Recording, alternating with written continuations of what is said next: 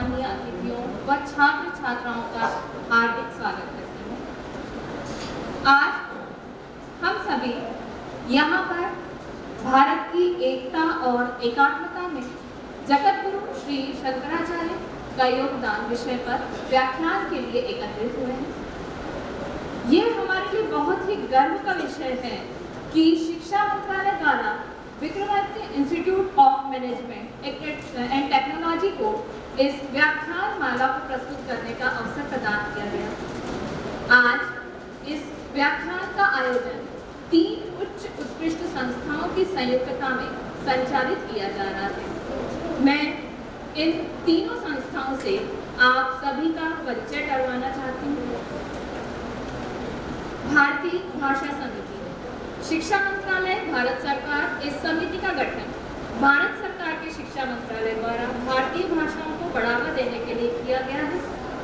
साथ ही इस समिति का उद्देश्य राष्ट्रीय शिक्षा नीति 2020 में भारतीय भाषाओं का विकास करना भी है। विक्रमादित्य ग्रुप ऑफ इंस्टीट्यूशन, इस संस्था का गठन सन 2000 में किया गया। हमारा उद्देश्य अपने छात्रों को ऐसा नागरिक बनाने से है जो भारत को विकसित बदलने की शक्तिशाली दृष्टि रख सके। हमारा उद्देश्य है कि हमारी संस्था का प्रत्येक छात्र आत्मविश्वास के साथ राष्ट्रीय एकता के लिए योगदान प्रदान करे, जिससे राष्ट्र निर्माण में उनकी सफल भूमिका रहे।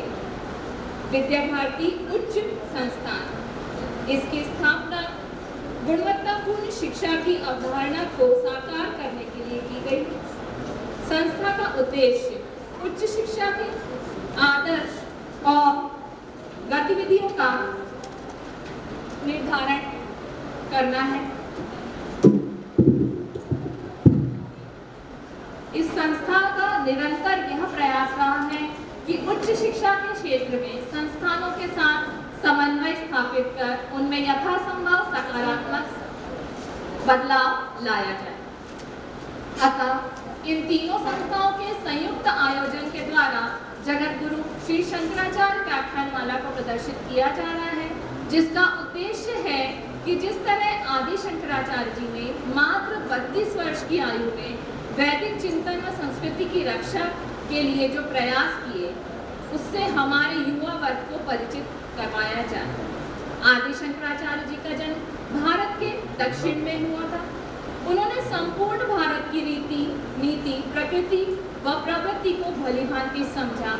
इससे आत्मसात होकर उन्होंने देश में 4 धामों की स्थापना की, जिसका मूल उद्देश्य राष्ट्र व संस्कृति को बचाए रखना था। इसी कारण इन्हें जगत गुरु भी कहा जाता है। कार्यक्रम की श्रृंखला को आगे बढ़ाते हुए मैं अनुरोध करती हूँ हमारे अतिथियों से कि वे दीप प्रज्वलन कर कार्यक्रम का शुभारंभ करें।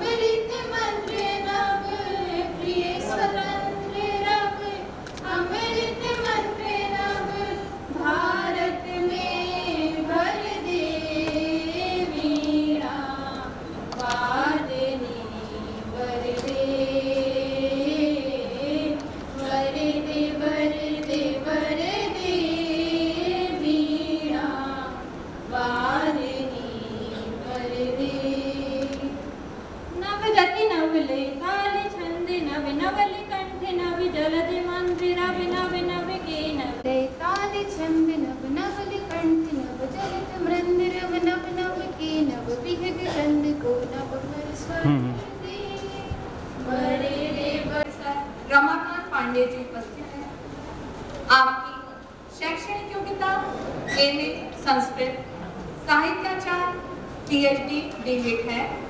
आप वर्तमान में केंद्रीय संस्कृत विश्वविद्यालय में निदेशक के पद पर आसीन हैं। आप 6 फरवरी 2012 से 31 मई 2019 तक जनकपुरी नई दिल्ली के राष्ट्रीय संस्कृत संस्थान, जो कि वर्तमान में केंद्रीय संस्कृत है, आसीन थे। साथ ही 6 फरवरी 2012 से 31 मई 2019 तक आपने दूरस्थ शिक्षा निदेशालय में डीन के पद पर भी कार्य किया है। आपके 65 ग्रंथ और 175 शोध पत्र तथा विभिन्न पत्र पत्रिकाओं में समीक्षाएं प्रकाशित हो चुकी हैं। आपने कुरुक्षेत्र विश्वविद्यालय, इग्नू आदि विश्वविद्यालयों के पाठ्यक्रम के निर्माण व संपादन में सहयोग दिया है। आप मध्य प्रदेश संस्कृत अकादमी तथा विभिन्न संस्थानों से पुरस्कृत हैं। वर्तमान में आपके कई शोध पत्र व शोध कार्य प्रगति पर हैं। साथ ही हमारे बीच बरकतुल्लाह विश्वविद्यालय भोपाल के कुलगुरु माननीय डॉक्टर सुरेश कुमार जैन जी भी उपस्थित हैं। गणित के प्राध्यापक हैं। अभियांत्रिकी विषय के साथ जुड़कर विगत राजीव गांधी प्रौद्योगिकी विश्वविद्यालय में कुल सचिव रहे हैं। वर्तमान में आपके मार्गदर्शन में कई संस्थाएं संचालित हो रही हैं, जिनमें विक्रमादित्य ग्रुप ऑफ इंस्टीट्यूशन भी एक है। हमारे बीच विद्या भारती उच्च शिक्षा संस्थान के डॉक्टर शशि रंजन अकेला जी उपस्थित हैं। आप उच्च शिक्षा संस्थान के राष्ट्रीय उपाध्यक्ष हैं। साथ ही आप बरकतुल्लाह विश्वविद्यालय के कार्य परिषद के सदस्य हैं तथा NITT-TTR की एकेडमिक काउंसिल के सदस्य हैं। वर्तमान में आप राजीव गांधी प्रौद्योगिकी विश्वविद्यालय में PRO के पद पर कार्यरत हैं।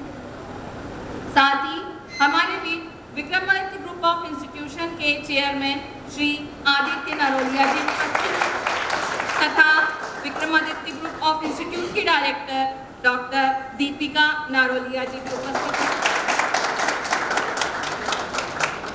अब मैं अनुरोध करती हूँ हमारे चेयरमैन सर श्री आदित्य नारोलिया जी से कि वे प्रोफेसर रमाकांत पांडे जी एवं डॉक्टर सुरेश कुमार जैन जी का स्वागत करें।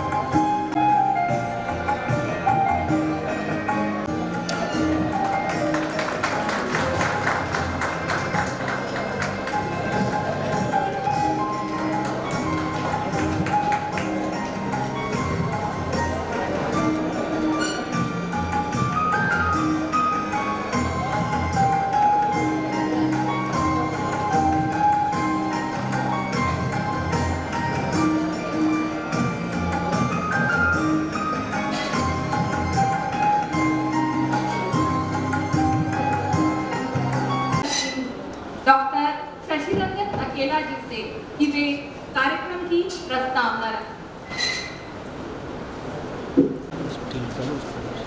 भारत सरकार के अभियान के अंतर्गत इस जगत गुरु शंकराचार्य व्याख्यानमाला के आज के इस व्याख्यान के अवसर पर मंच पर विराजमान वरेण्य विद्वान प्रोफेसर रमाकांत पांडे जी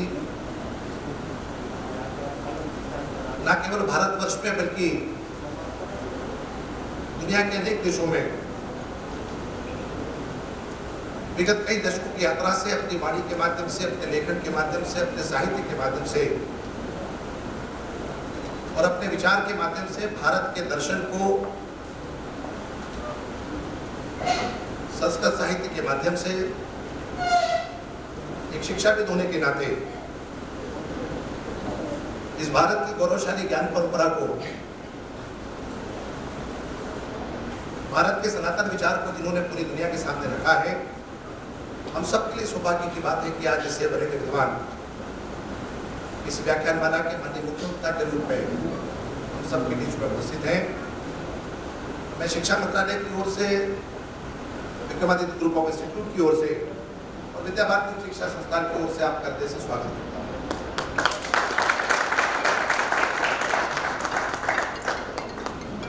भारत की अपनी एक विचार की विराट परंपरा है। यह परंपरा ऋषियों मनुष्यों से प्रारंभ होती है और भारत की सनातन परंपरा में जब गुरुकुल श्रेष्ठ व्यक्तित्व का निर्माण करते रहे और समाज और देश को नेतृत्व देते रहे, ऐसे गुरुकुल से उच्च शिक्षा संस्थानों से विद्यार्थी समाज का नेतृत्व करते रहे, उसी परंपरा के द्योतक रूप में आज इस अवसर पर मक्का विश्वविद्यालय के सम्मानित गुरु माननीय प्रोफेसर एस.के. जैन सर हम सब बीच में आज उपस्थित हैं। मैं आपका भी इस अवसर पर हार्दिक स्वागत करता हूँ।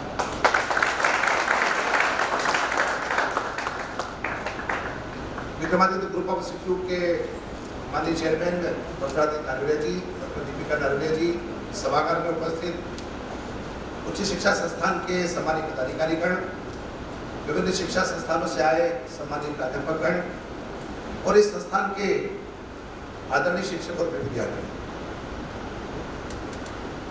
आपको भी लग रहा होगा कि आपके निरंतर पठन पाठन की प्रक्रिया में जब समूचा भारतवर्ष एक भारत की एक विलक्षण परंपरा रंगोत्सव के आयोजन की ओर अग्रसर है, उस रंगोत्सव के आयोजन के बीच एक विराट विचार, एक सोद्देश्य कार्यक्रम आपके बीच में हो और इतनी बड़ी संख्या में सम्मानित प्राध्यापक और विद्यार्थी उनको सुनने के लिए भी आए, जबकि कई संस्थानों में यह अवसर शैक्षिक अवकाश का है। तो मुझे लगता है कि आज का यह दिन न केवल इस संस्थान के लिए बल्कि भारत की उच्च शिक्षा व्यवस्था के लिए अपने आप में महत्वपूर्ण इस कारण से है कि हम सदैव कहते रहे कि शिक्षा का अभिप्राय केवल विषय का ज्ञान अर्जित करना नहीं है, तो शिक्षा संस्थानों के माध्यम से एक जीवन दृष्टि विद्यार्थी को प्राप्त हो और जिस देश का वो नागरिक है, विशेषकर जब भारतवर्ष का उल्लेख करते हैं तो दुनिया की सनातन परंपराओं में, दुनिया की तमाम पुरानी सभ्यता और परंपराओं के बीच भारतवर्ष का जो स्थान है, वो स्थान भारतवर्ष की ज्ञान परंपरा के आधार पर है, भारत के जीवन मूल्यों के आधार पर है और उस ज्ञान परंपरा को, जीवन मूल्यों को, उस विचार को, दर्शन को आगे बढ़ाने का काम इस देश के ऋषियों ने किया, इस देश के मनुष्यों ने किया, इस देश के चिंतन ने किया, विचारकों ने किया। तो निश्चित रूप से भारत का जो विचार है उसको आज की पीढ़ी को जानना चाहिए।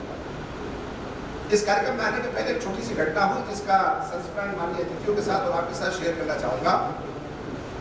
मेरी बेटी को मैं आज इस कार्यक्रम में साथ में लेकर इस कार्यक्रम को सुनने के लिए आया। वो स्कूली शिक्षा के साथ हुई। मैं गाड़ी ड्राइव कर रहा था, उसने मुझसे प्रश्न किया, क्योंकि वो गणित विषय से उसके मन में थोड़ा सा डर है।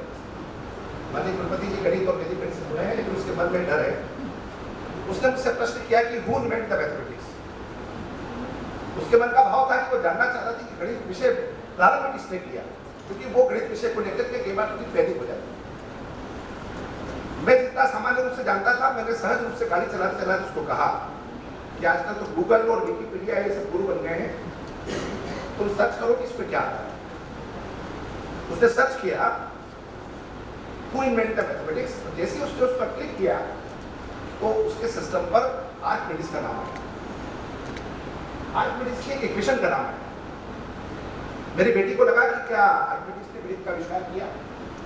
मैं गाड़ी चलाते चलाते उसको बताने लगा कि दुनिया के बहुत सारे देश जिनमें सभ्यताओं का उदय नहीं हुआ था, जिनके पास पहनने के लिए वस्त्र नहीं थे, जिनकी अपनी भाषा समृद्ध नहीं थी, जिनका अपना ज्ञान और विज्ञान उन्नत नहीं था, उस दौर में 5200 साल का तो भारत का लिखित इतिहास है। तो वैदिक काल से लेकर आज तक भारत के ऋषियों ने, विचारकों ने, मनीषियों ने विज्ञान दिया, गणित दिया, भाषा दी, सब कुछ दिया, और इसने शून्य का आविष्कार भारत ने किया।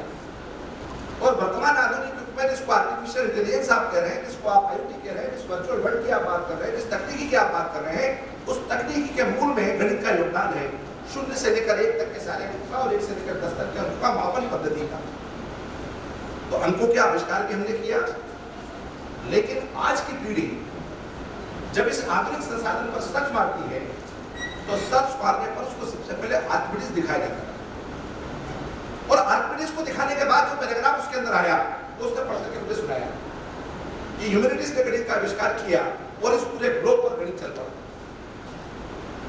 मुझे अपनी इस बेटी के सम्मान के इस संस्मरण को सुनाने का आपके बीच में अभिप्राय केवल इतना है कि जिन आदिगुरु शंकराचार्य जी के भारत की एकता और एकात्मता के अवदान पर माननीय वक्ता को सुनने के लिए हम यहाँ पर उपस्थित हैं। आदि जगतगुरु शंकराचार्य का विचार,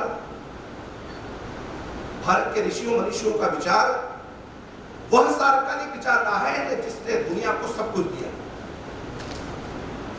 केवल ज्ञान दिया विषय का, केवल मूल्य दिए इतना नहीं, तो वो सब कुछ दिया कि जिसके माध्यम से आज हम सर्वे भवन्तु सुखिनः की कामना करते हैं और वो सदगुरु की बात करते हैं। और इसलिए जब विद्या भारती उच्च शिक्षा संस्थान जैसा संगठन समाज में काम करता है, तो हम कहते हैं कि हम क्या चाहते हैं समाज में, तो हम गुणवत्तापूर्ण शिक्षा चाहते हैं, गुणवत्तापूर्ण शिक्षा संस्थानों का विकास करना चाहते हैं, व्यक्ति निर्माण की शिक्षा चाहते हैं, और वह शिक्षा चाहते हैं जो भारत के जिसमें भारत का विचार हो, भारत का ज्ञान हो, भारत का विज्ञान हो, भारत की परंपरा हो, भारत के मूल्य हो, भारत का दर्शन हो। और इसका आग्रह क्यों करते हैं? तो इसका आग्रह इसलिए करते हैं कि जो समाज अपने ज्ञान पर गर्व करता है, जो समाज अपने पुरखों पर गर्व करता है, जो समाज और जो देश अपनी गौरवशाली परंपराओं के साथ जुड़ा रहता है, वो अपनी जड़ों के साथ जुड़ा रहता है। और जड़ों के साथ जुड़ने का मतलब यह है कि भारत में शिक्षा का अभिप्राय केवल विषय की शिक्षा नहीं है, तो इस देश की संस्कृति, इस देश की परंपरा, इस देश का विचार और ज्ञान सब कुछ जानना है ना शिक्षा। और इसलिए विद्या भारती शिक्षा संस्था ने प्रयास करती है। भाषा विकास समिति विश्वविद्यालय अनुदान आयोग के साथ जुड़कर के काम करती है। आप सब जानते हैं कि भारत का संदर्भ जब पूरी दुनिया में आता है, तो हम कहते हैं कि बहुभाषी जानकार लोग भारत में हैं, बहुत सारी भाषाओं के जानकार लोग हैं, विभिन्न वर्गों के, विभिन्न संप्रदायों के लोग हैं। और कई बार लोग अंग्रेजी में एक शब्द का चलन का इस्तेमाल करते हैं कि यूनिटी इन डाइवर्सिटी, लेकिन हम कई बार कहते हैं कि ये जो भारत की भाषाई विविधता है, ये जो भारत के खान-पान की विविधता है, ये जो भारत के अलग अलग प्रकार की विविधता है, ये विविधता भारत का सौंदर्य है, अनेकता नहीं है। ये भारत का सौंदर्य है, इससे डाइवर्सिटी को हम लोग ब्यूटी कहते हैं। और शायद यही कारण है कि जब जगतगुरु आदि शंकराचार्य ने उस समय में जब भारत से सनातन धर्म की पताका के संदर्भ में अनेक प्रकार के प्रश्न खड़े हो रहे थे, लुप्तप्राय होने की स्थिति में समाज बढ़ रहा था, तब संपूर्ण भारत में जगाने के लिए दक्षिण भारत से अपनी यात्रा को प्रारंभ किया। और जैसा संचालिका महोदय ने बताया कि मात्र 32 वर्ष की आयु में इस समूचे भारत की सांस्कृतिक एकात्मता के लिए, आध्यात्मिक भावों के संरक्षण के लिए, इस भौगोलिक एकता को विद्यमान बनाए रखने के लिए, इस राष्ट्र की परिभाषा को विद्यमान बनाए रखने के लिए समूचे भारत में अलग जगाने का काम किया, जिसका प्रतीक चार धाम के रूप में हम देखते हैं। लेकिन वास्तव में जो विराट दर्शन आदि जगतगुरु शंकराचार्य ने भारतीय समाज के सामने रखा, वो पूरी दुनिया के लिए आज एक सार्वकालिक विचार है, आज एक सार्वभौमिक विचार है। भारत अपनी समस्याओं का समाधान उस विचार में ढूंढना चाहता है। पूरी दुनिया उस विचार के साथ समाधान ढूंढ सकती है कई समस्याओं का। इसलिए निश्चित रूप से आज की पीढ़ी के सामने यह एक छोटा सा अवसर है व्याख्यान, लेकिन भाव इसका बहुत बड़ा है। और भाव यह है कि शिक्षा परिसर में अध्ययन करने वाली पीढ़ी केवल क्लासरूम टीचिंग तक सीमित रहे। अभी राष्ट्रीय शिक्षा नीति 2020 का आपने उल्लेख किया। राष्ट्रीय शिक्षा नीति 2020 ने भी यही कहा, rooted to culture and committed to progress. शिक्षा वह हो जो संस्कृति के साथ आपको जोड़े, जो जड़ों के साथ आपको जोड़े, और जिसकी प्रतिबद्धता समाज और देश की प्रगति में हो।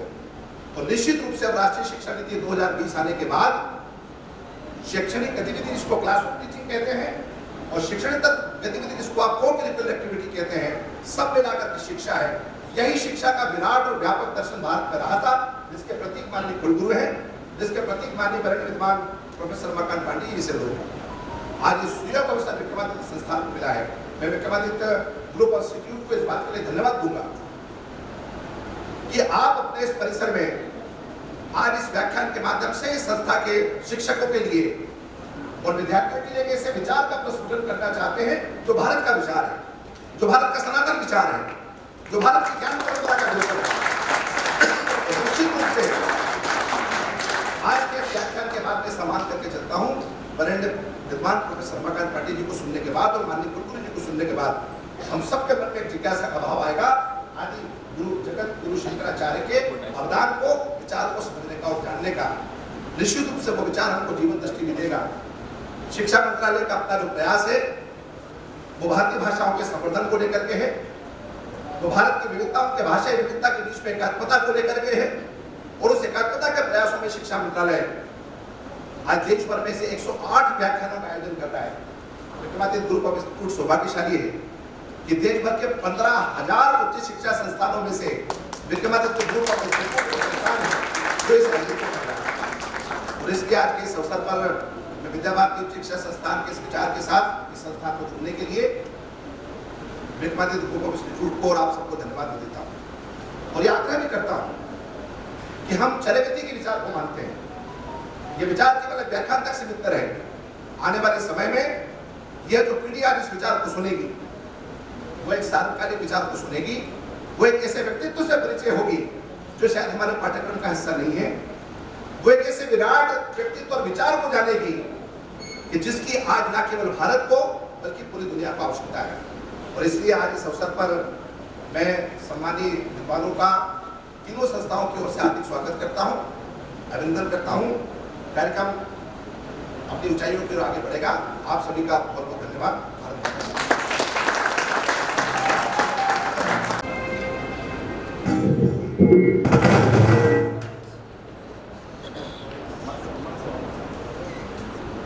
Thank you sir.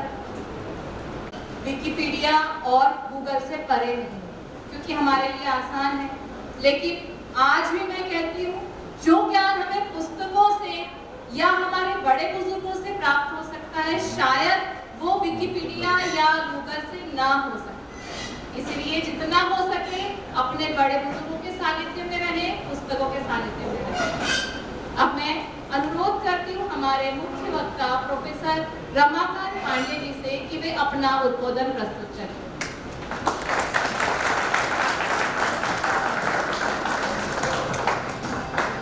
विद्या विद्यत एव यत्र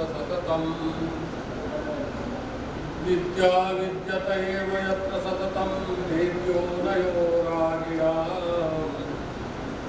यं वैद्यं मनसा प्रपद्य विषय ज्ञानेष्वबीजाबुधाः वेदाशेष विचारसीम विलसत् सिद्धान्त भूमि सवे विद्युच्चर्यहृद्यवद्यमखिलं श्री वैद्यनाथः शिवः श्री वैद्यनाथः शिवः।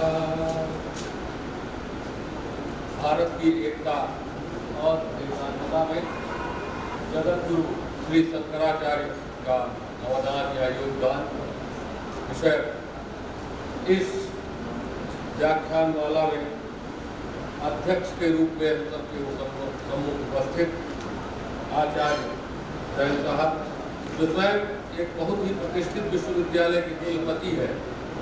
कुलपति का मतलब ये होता है तो पूरे विश्वविद्यालय के शैक्षणिक और वहाँ का जो रहन सहन है उस पर जो अपने अवदान के द्वारा विद्यार्थियों को शिक्षा की व्यवस्था कराता है। कुलपति सब हमारे यहाँ बहुत प्राचीन है, वो आज का नहीं है। रामायण में भी कुलपति हमारे बंधुवर मनौलिया जी जो इस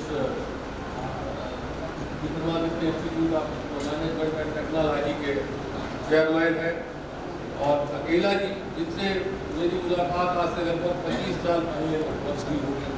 हम लोग अकादमी के कार्यक्रम में बहुत बार जाते रहे, और आपकी कृपा से मैंने वो उस स्थान का दर्शन किया था जिस स्थान में आचार्य शंकर को ज्ञान हुआ। तो वास्तव में मुझे लगा नहीं, आपने जब मुझसे बात किया तो हम लोग तो थोड़ा व्यस्त थे, और जब हमने कहा कि नहीं आज 2 बजे के बाद रखा जाए तो आपने साहब स्वीकृति दी। इसके लिए मैं आपको धन्यवाद देता हूँ कि आपने आज शंकराचार्य पर चर्चा करने की का अवसर मुझे दिया। मैं बात विद्यार्थियों से करूंगा। जब भी अभी अकेला जी ने बताया कि आज बच्ची ने गूगल किया तो गणित के आविष्कर्ता के रूप में किसी और व्यक्ति का नाम आया।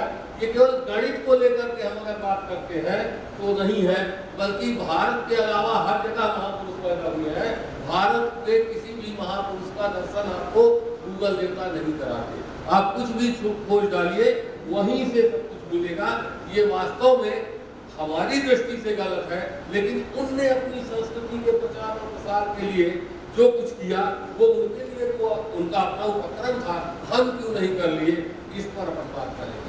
और शंकराचार्य जी का लक्ष्य क्या था, वो एकता और एकात्मता के लिए उन्होंने अपने जीवन को किस तरह से अर्पित कर दिया, उस पर हम लोग थोड़ा सा बात करेंगे आप लोगों से, विद्यार्थियों से, क्योंकि आप लोग जो है वो टेक्नोलॉजी के विद्यार्थी हैं।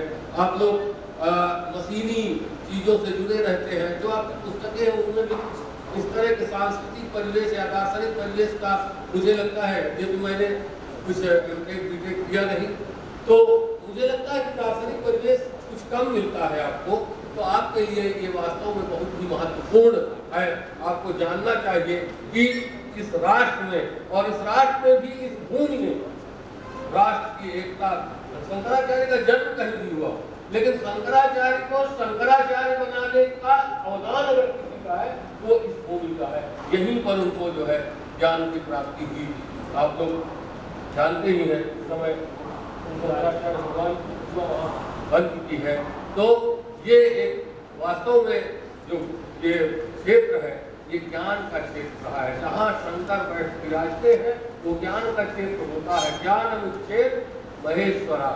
अगर आपको ज्ञान चाहिए तो महेश्वर की उपासना करना। तो ओंकारेश्वर में जहाँ भगवान शंकराचार्य को ज्ञान की प्राप्ति हुई वो भी तपोभूमि थी। वहाँ भी एक शिवलिंग विराजते हैं, वहाँ भी वो 12 ज्योतिर्लिंगों में जो हमारे हैं वो एक है।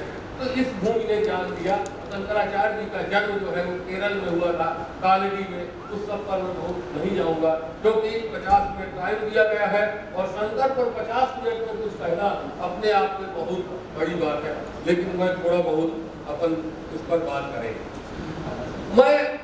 हम लोग अगर शुरू करते हैं अपने ज्ञान परंपरा से, भारतीय ज्ञान परंपरा को अगर हम देखते हैं तो सबसे पहले एकोहम बहुश्याम, ये हमारी कुर्ती है। मैं एक हूं, मैं अकेला हूं और मैं बहुत हो जाऊं। ये उक्ति है उस परब्रह्म परमेश्वर जो है जब प्रलय के अनंतर जब वो सुप्तावस्था में होता है और वो जगता है, उसमें शिश्रिक्षा क्रिएशन की जो इच्छा जागृत होती है कि मैं सृष्टि करूं, तो क्यों होती है? एको हम बहुश्याम। तो एको हम बहुश्याम ये उसकी इच्छा है, और जब वो इच्छा जागृत हो जाती है तो वो सृष्टि के प्रपंच को खड़ा है। और जब प्रपंच आ जाएगा तो उसमें वैविध्य आएगा, अनेकता आएगी। जैसे हम लोग सारे मनुष्य हैं, लेकिन हम में हमारा आकार, प्रकार, भाषा, रहन सहन, बोल चाल सबका अलग है। तो जब वैविध्य होगा उसी को सृष्टि कहते हैं, उसी को प्रपंच कहते हैं। और ये सृष्टि जो है ये सत्य की तरह दिखाई देती है।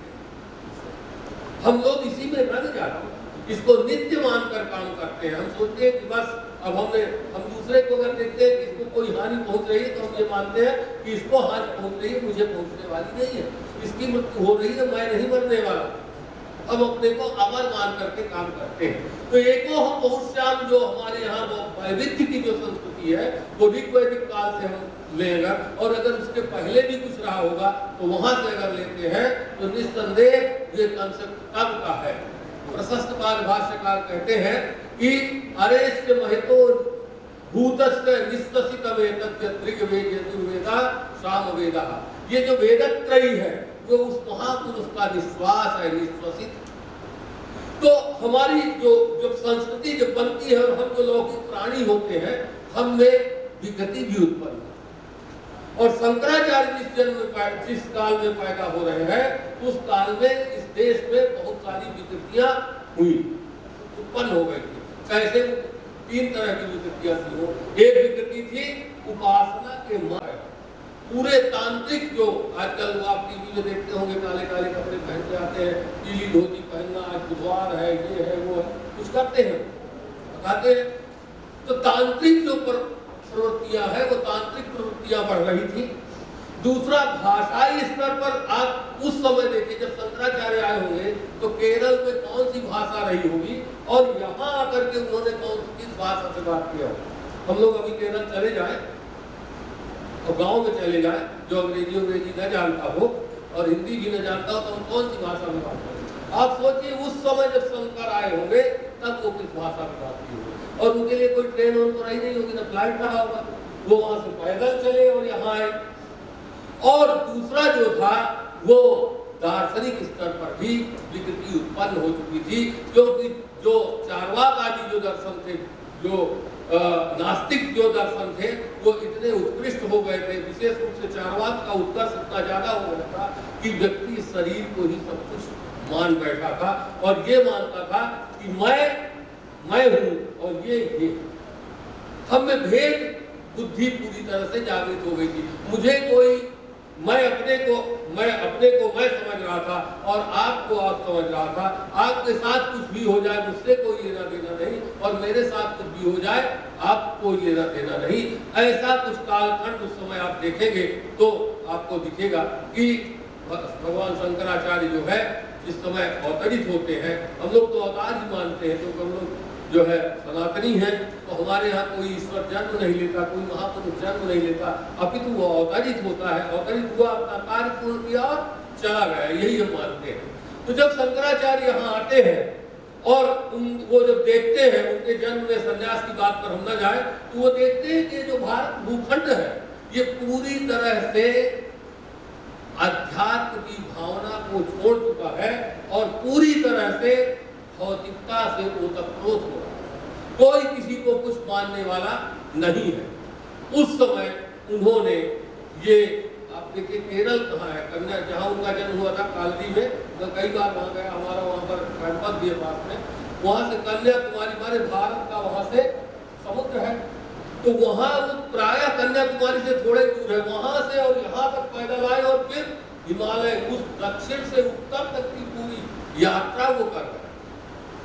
और किस बल पर कर रहे हैं? ज्ञान के बल पर कर रहे हैं। उस समय और कोई सहारा उनके नहीं था, वो ज्ञान के बल पर कर रहे हैं। वहां जब वो आते हैं तो उनका सबसे पहला लक्ष्य है कि जो हमारे बीच में द्वैत भाव बैठ गया, द्वैत माने तुम हो और मैं, ये जो द्वैत भाव बैठ गया है, इस द्वैत भाव को लेकर के इसे समाप्त करना चाहिए। तो एक था वो दार्शनिक स्तर पर, दूसरा उपासना के स्तर। आपने अगर दक्षिण भारत का इतिहास देखा हो तो वहाँ अभी भी है, शंकराचार्य के आने से वो खत्म हो गया ऐसा नहीं है। तो आप अगर चिदम्बरम वगैरह में जाए तो वहाँ उपासना की पद्धति को लेकर के वैष्णवों और शैवों में महान मतभेद आज भी चल रहा।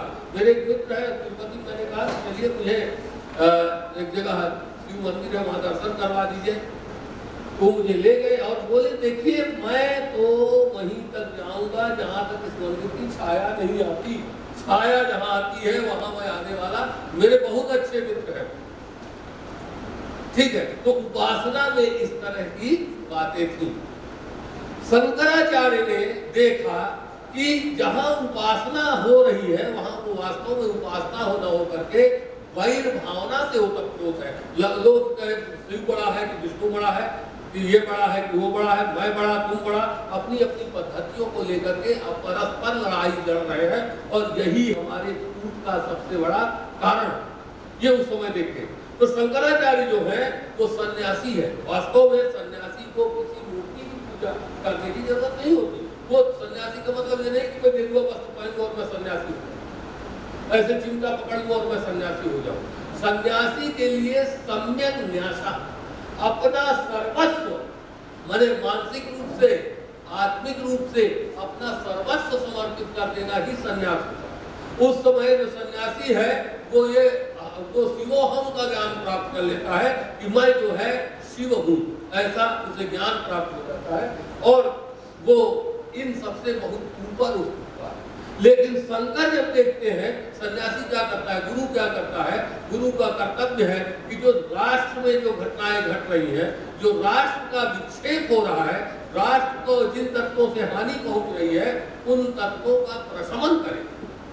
और उन्होंने तब आप देखेंगे कि वो क्या करते हैं कि वो स्वयं किसके उपासक है ये छोड़ दीजिए, लेकिन शंकराचार्य के जितने भी स्तोत्र आप देखेंगे वो स्तोत्र शक्ति से भी संबद्ध है। हमारे शाक्य स्तोत्र भी है, गणपति स्तोत्र भी है और जो वैष्णव स्तोत्र भी है, शैव स्तोत्र भी है। लगभग 300 से 350 स्तोत्र शंकराचार्य लिखते हैं। इसलिए कि अगर किसी व्यक्ति को यह मना किया जाएगा कि तुम इसकी उपासना करो और इसकी ना करो तो कोई मानने वाला नहीं है। वो ये सिद्ध करने के लिए लिखते हैं कि इन देवताओं में भले ही वैविध्य हो लेकिन वास्तव में जो ब्रह्म है वो एक है।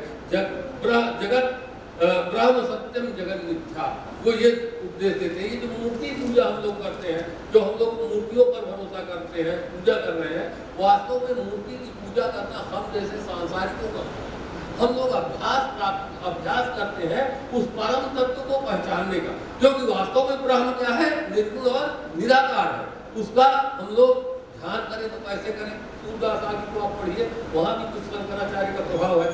तो अगर हम उस परब्रह्म परमेश्वर की उपासना करना चाहे, एक ईश्वरवाद जो वैदिक है उसकी उपासना करना चाहे तो पूरा निर्गुण का ज्ञान होना चाहिए। और निर्गुण का ज्ञान हो तो हो कैसे, इसलिए सगुण से निर्गुण की यात्रा को पसंद करते हैं शंकराचार्य। और ये जो उपासना के भेद से लेकर के, उपासना पद्धति को लेकर के जो मतभेद उपस्थित है राष्ट्र में, उस मतभेद को दूर करने का वो पूरी तरह प्रयास करते हैं। और यहाँ तक नहीं, वो शंकराचार्य जाते हैं आसाम तक, बहुत लंबी यात्रा होती है। आप उनकी लिस्ट देखिए, शंकर दिग्विजय माधव के द्वारा लिखा गया जो है वो मुझे लगता है कि भारत के पूरे प्रांतों में उन्होंने भ्रमण किया है। कोई ऐसा तीर्थ नहीं है जहाँ शंकराचार्य नहीं गए। और उन्होंने हर जगह उपदेश दिया कि आपकी जो उपासना है, आपकी जो पद्धति है, आप जो किसी भी रूप में जिसकी पूजा कर रहे हैं वो वास्तव में कुछ और नहीं, वही परम तत्व है। और उस परम तत्व को उन्होंने ईशावास्य विदम सर्वम की व्याख्या करके किया। ये जो संसार है ये ईशावास्य, इसमें ईश का, शिव का अथवा परब्रह्म परमेश्वर का, यह ब्रह्म का निवास है। और तत्त्वमसि वही तुम हो, तत् माने ब्रह्म नपुंसकलिंग है, तो तुम तत् असि, तुम जो हो तुम भी ब्रह्म हो। तो आप कहेंगे कि मैं कहां से ब्रह्म हूं, मुझे तो मान हो नहीं रहा। तो ये शरीर जो है, स्थूल ये प्रपंच है, शरीर ये पंच तत्वों से बना हुआ शरीर है। वो ज्ञान देते हैं इस बात का कि वास्तव में ये जो शरीर है, इस शरीर का अपना कोई अस्तित्व नहीं है, बल्कि आत्म तत्व है, जीव का महत्व है। और जब जीव है तो जीव को अगर आप कहेंगे तो आप फिर कह देंगे कि ब्रह्म और जीव दो चीजें हो गई। द्वैत का मतलब ये नहीं होता कि द्वैत का मतलब है एक से बहुत होगा, एक हो और चाहे 10 हो चाहे 2 हो, वो सब द्वैत। तो अब आप कहेंगे कि एक तो जीव हो गया, एक ब्रह्म हो गया, आप कह रहे हैं एक ही है, तो वो कहते हैं जीवो ब्रह्मैव ना परा। जीव जो है वह ब्रह्म ही है और कुछ भी नहीं है। और तुलसी के शब्दों में अगर आप देखिए शंकराचार्य को किस तरह से प्रस्तुत करते हैं गोस्वामी तुलसीदास। हम सब लोगों ने रामचरितमानस सब लोग ज़्यादातर पढ़े होंगे, हिंदी में है, और हम लोगों का वो साहित्यिक ग्रंथ भी है और धार्मिक ग्रंथ भी है। लोग दो दोहा चार दोहा नहा के रोज पढ़ लेते हैं, कुछ करें या ना करें। तो वो ईश्वर अंश जीव अविनाशी, जीव जो है वो ईश्वर का अंश है और अविनाशी। कभी अविनाशी का मतलब कभी नष्ट न होने वाला। तो जीव नष्ट नहीं होता, ये काया नष्ट होती है, ये शरीर नष्ट होता है, ये बूढ़ा होता है, ये जन्म किसका होता है, इस शरीर का जन्म होता है।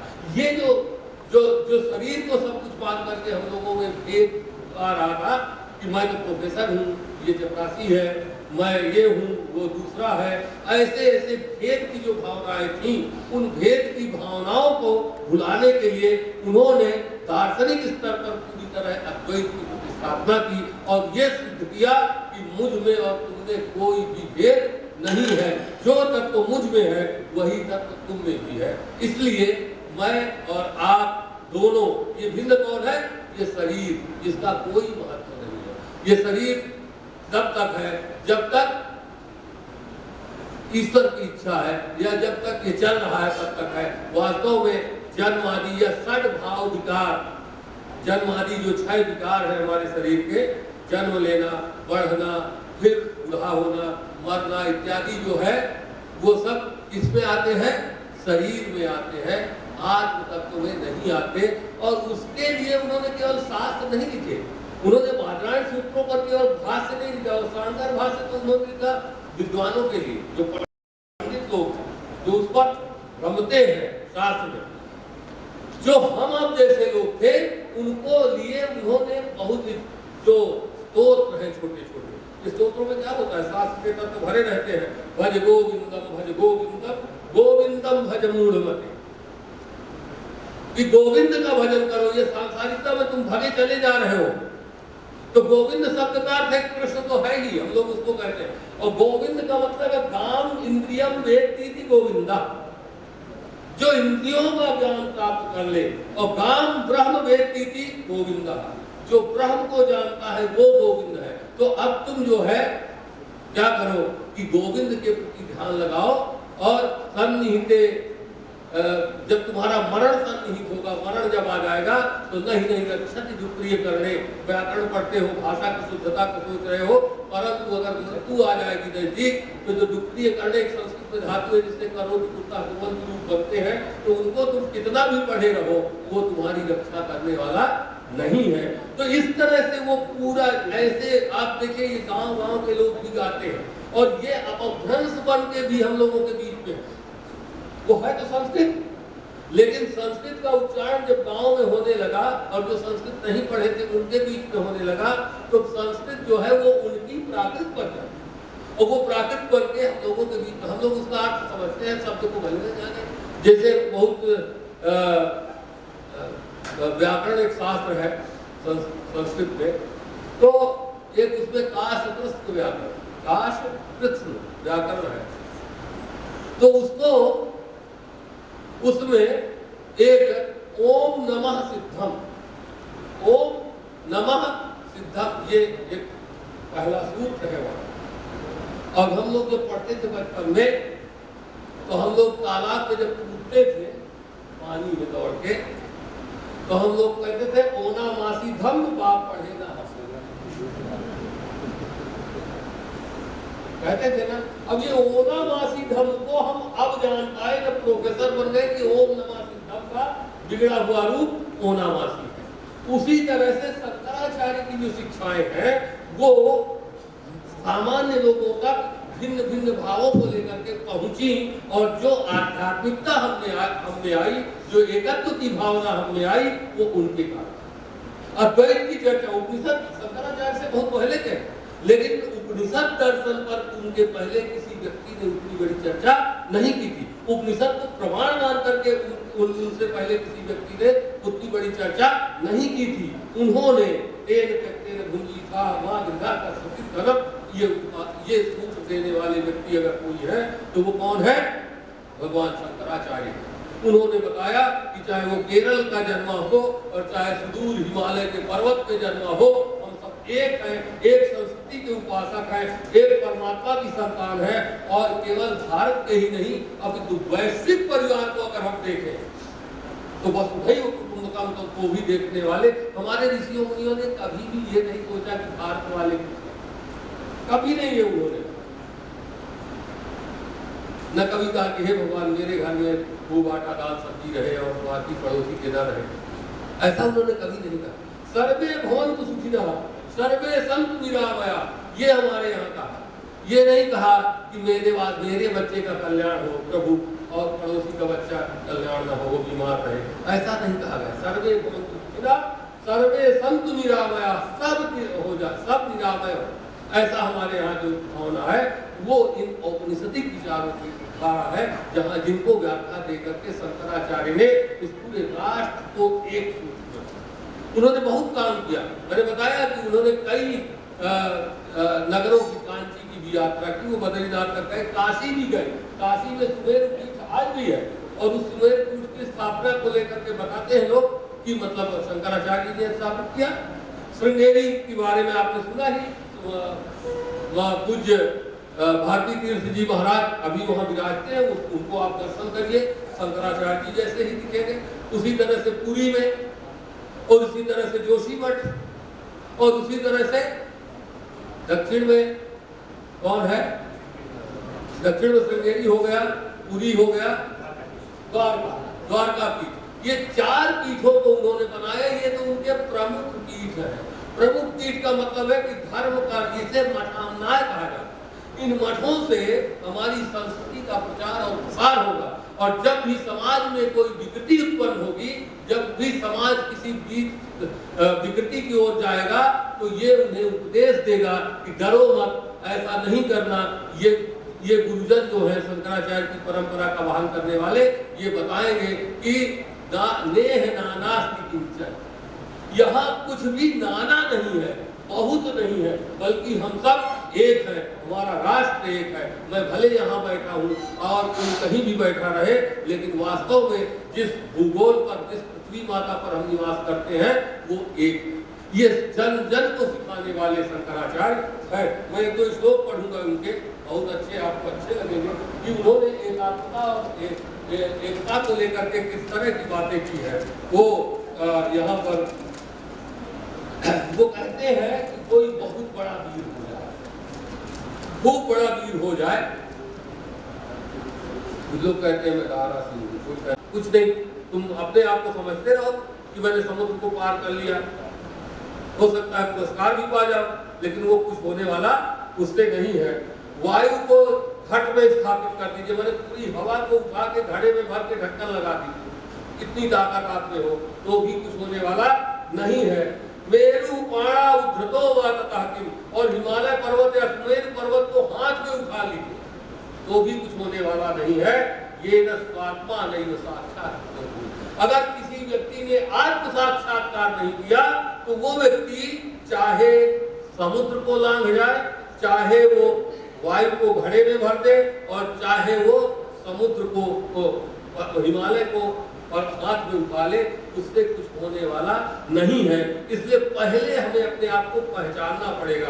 मैं वास्तव में रमाकांत पांडे नहीं हूं, मैं लिखता हूं मेरे पिताजी का नाम, वो व्यवहारिक है। इसलिए उन्होंने 3 तरह की सत्ताओं का उल्लेख किया कि सत्ता 3 प्रकार की होती है। सत्ता मतलब एग्जिस्टेंस, जो यहाँ संसार में हमें दिख रहा है, ये एग्जिस्टेंस 3 तरह का है। एक है व्यावहारिक, व्यावहारिक रूप में मैं अपने पिता का पुत्र हूं, तो व्यवहार किससे चलता है? व्यवहार इस शरीर से चलता है, व्यवहार इस शरीर से चलता है। लेकिन वास्तव में जो व्यवहार होता है, वो व्यवहार वास्तविक नहीं हुआ करता, वो कुछ दिन चलेगा, उसके बाद समाप्त हो जाता। इसके बाद प्रातिभाषिक सत्ता होती है, प्रतिभास देता है कोई, ये बताता है कि जो ये दिख रहा है वही सत्य है। प्रतिभास का मतलब होता है झलकना।